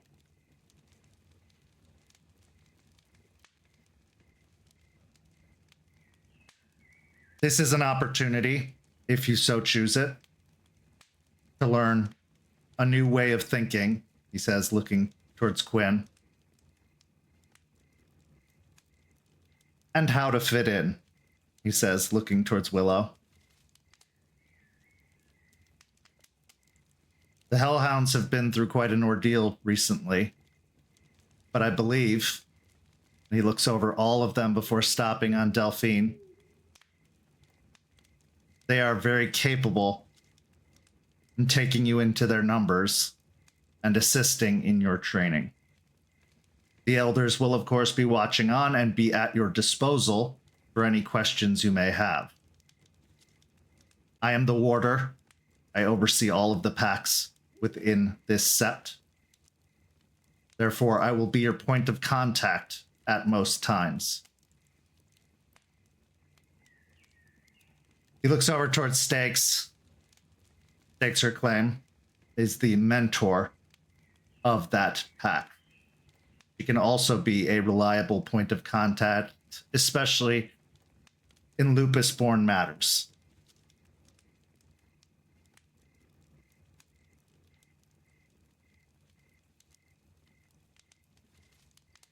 I believe you should be welcome. And from an assessment of you, I do not see you as currently a threat. As long as that assessment isn't proven wrong, we will get along just fine. But should it be, as some of your new pack can tell you, I can be a bit medieval in my methods. Don't make me do that.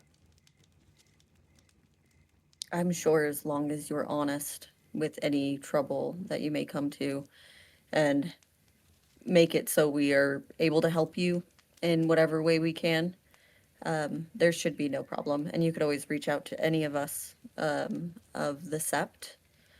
I speak for myself, but I think I speak for Jace and Jester as well. And as long as you can work well with the Hellhounds and within this cairn, it is an interesting cairn. It bit strange compared to others, but as long as we can all work within that space, I think we'll be just fine. And she'll kind of side-eye Charles and then go back to smiling at the other two. Indeed.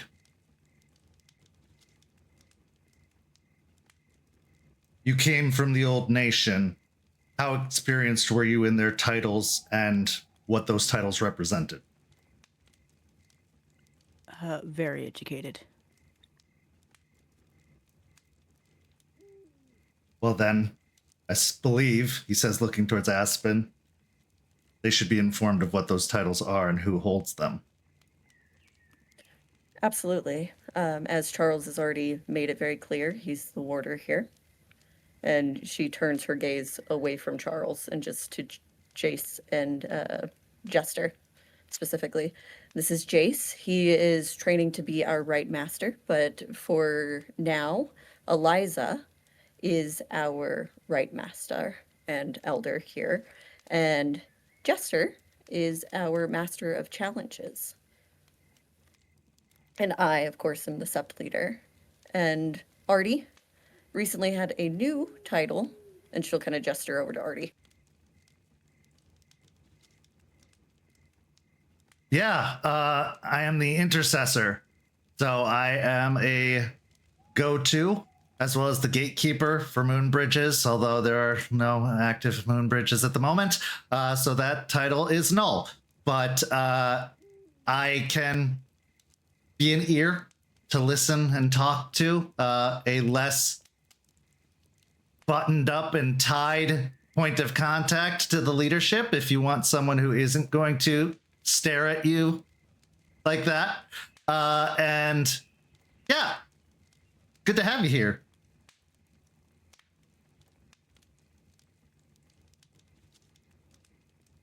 Eliza also steps forward and says, welcome, y'all. It's good to have you down here. As they had so kindly said, my name is Eliza, and I am the Rite Master of the Sept. If you ever need any kind of spiritual counseling, I suggest going to Delphine first, as she has already proven herself an accomplished theurge, but I am also at your disposal as well in all matters spiritual, so don't be afraid to come out and ask. And, of course, Dreams in Decay is another great point of contact. We got a whole lot of spiritual business going on around here, so you got a lot of points to talk to in that regard. I do have a question, though. What are your thoughts on stargazers? He says with a kind of smirk.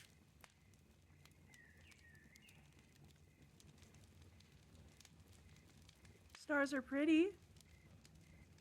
You are absolutely correct in that, my dear.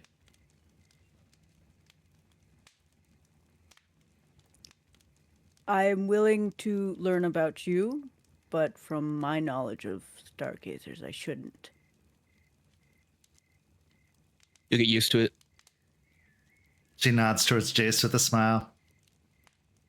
I will have you know, I am for the most part an open book, and I am happy to educate you in any way I can about myself, my tribe, and our place here. But I assure you, most of what you've heard is falsehoods, taken from an embittered place that wasn't happy to see some guru leave.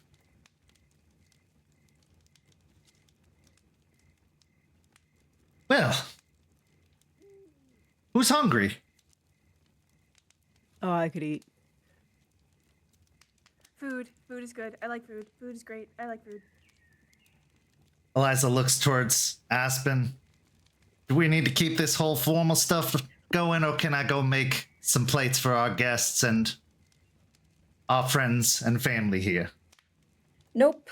Food is perfect. And you could tell anybody who knows Aspen really well, she was just kind of not really there for this whole meeting. And she just immediately kind of goes and walks and goes to help Eliza with food.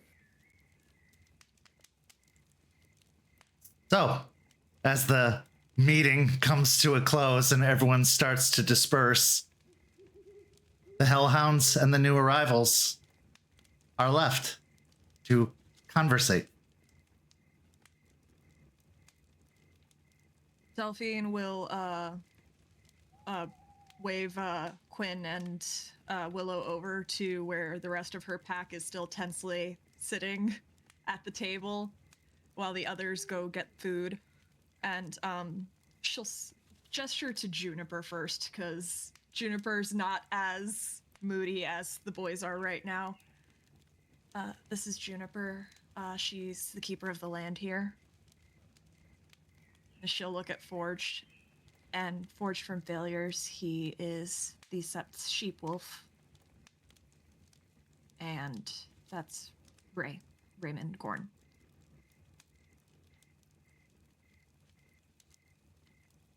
It's nice to meet all of you. Like I said, I'm Quinn. I am confused because Stakes said that Ray was leader. I am confused. Don't worry about it. That's in Okay. the past. Got it. Okay. Well, hi there. I'm Willow. It's nice to meet all of you. Good job. It's nice to meet you too, Willow. Things are just a little tense right now, so we've apologized on that front.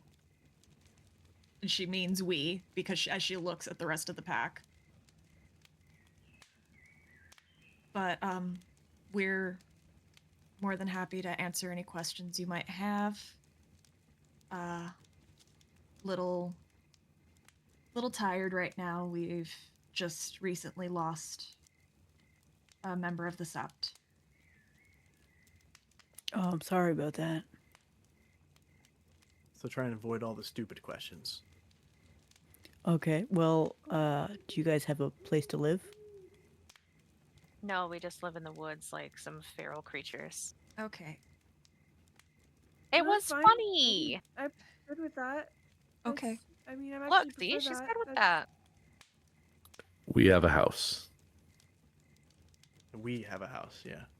A lot of us live here. Yeah. Juniper's actually built some dens with stakes. Maybe Willow. Juniper, would you want to show Willow some those dens at some point? Yeah, I can do that. I'm also working on making some tiny homes in here as well, just in case. They got some comfortable pillows and a doggy door at the house too, so if you don't feel like being outside, especially when it gets fucking taint sweating hot here, it's a good place to go, Steak says. I'd have to look into a bigger place at some point, though.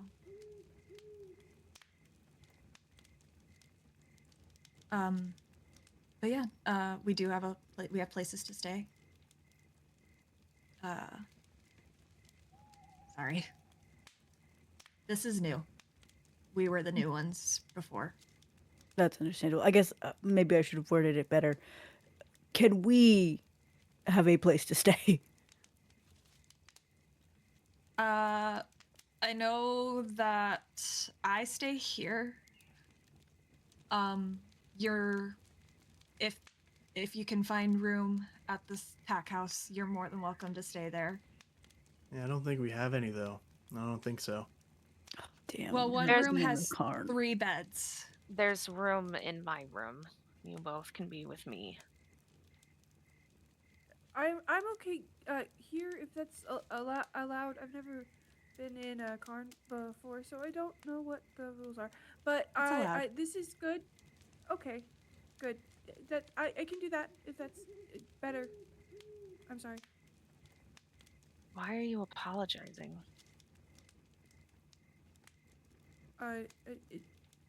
It, everyone seems bad and sad, and I don't know how to fix that. So I feel the need to It's not your responsibility say to the fix sorry it. word. What are you teaching them? Galliards are supposed to be joyful and importers of the litany and songstresses. Willow, our sorrows are not something for you to fix right now. Only time can heal that. But you are more than welcome here. Your concern is touching. But right now you are a new pup and you can just relax and focus on learning. Jester is an excellent Galliard here. She would be able to help you learn the stories of this area if you are interested in hearing them. Quinn, I know you said you've been a guru 4 years. Yeah. So you actually have some experience above us. But if you want to learn from some ragabashes about how things work here, Artie is a great ragabash to learn from. Stakes as well, and Juniper even has some wisdom as well to offer in how we do things here. A year here is like 4 years anywhere else. That's why I drink. Stakes says as she fishes another can out of her pocket. Well, you also drink because you like the flavor of it. Yeah. I mean, if a year is 4 years for you, then I mean, you must be ancient by now with all the dog years adding up. Only 6. And for your ease, Willow, because I can see some tension too, Forged is just like that. Okay, because he says things and it feels like there's multiple meanings, and it feels mean for no Remember reason. when I and used to say don't people are get it. assholes? He's one of them. Okay, but you said also not to say that word.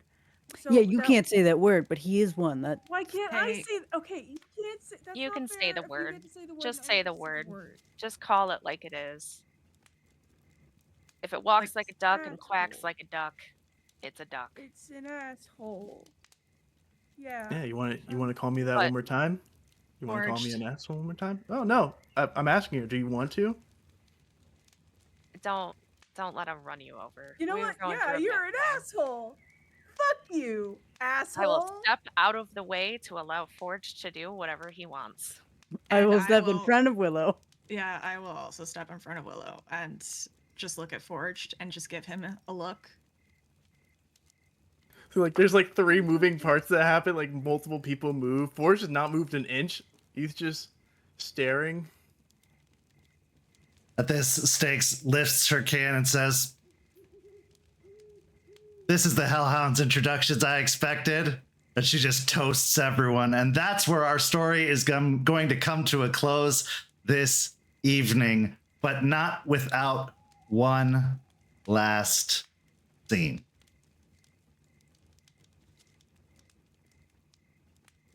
Where the border of Georgia meets the border of Florida. He may have fallen back, but he never lost the scent. A massive wolf stalks through the woods, stopping just shy of where Georgia becomes Florida. He takes a deep whiff in and then exhales, letting his teeth bare and a snarl issue forth before stepping over the line and moving further into the state. This is where our story comes to a close. Thank you so much to these amazing players. Thank you to our guests, Champ, Nori, and Preston, for coming and reprising their roles here for this introduction. Go sign up to become a Ko-fi member, because I'm sure we're going to have a lot to say in our Rosebud Thorns following this session. It was heavy. So for as low as $5 a month, you can sign up for a membership on Ko-fi to get access to all the behind-the-scenes things that make this show work, as well as support this incredible community. But for these amazing players, I'm Kent. Thank you so much for watching, and we'll see you next time.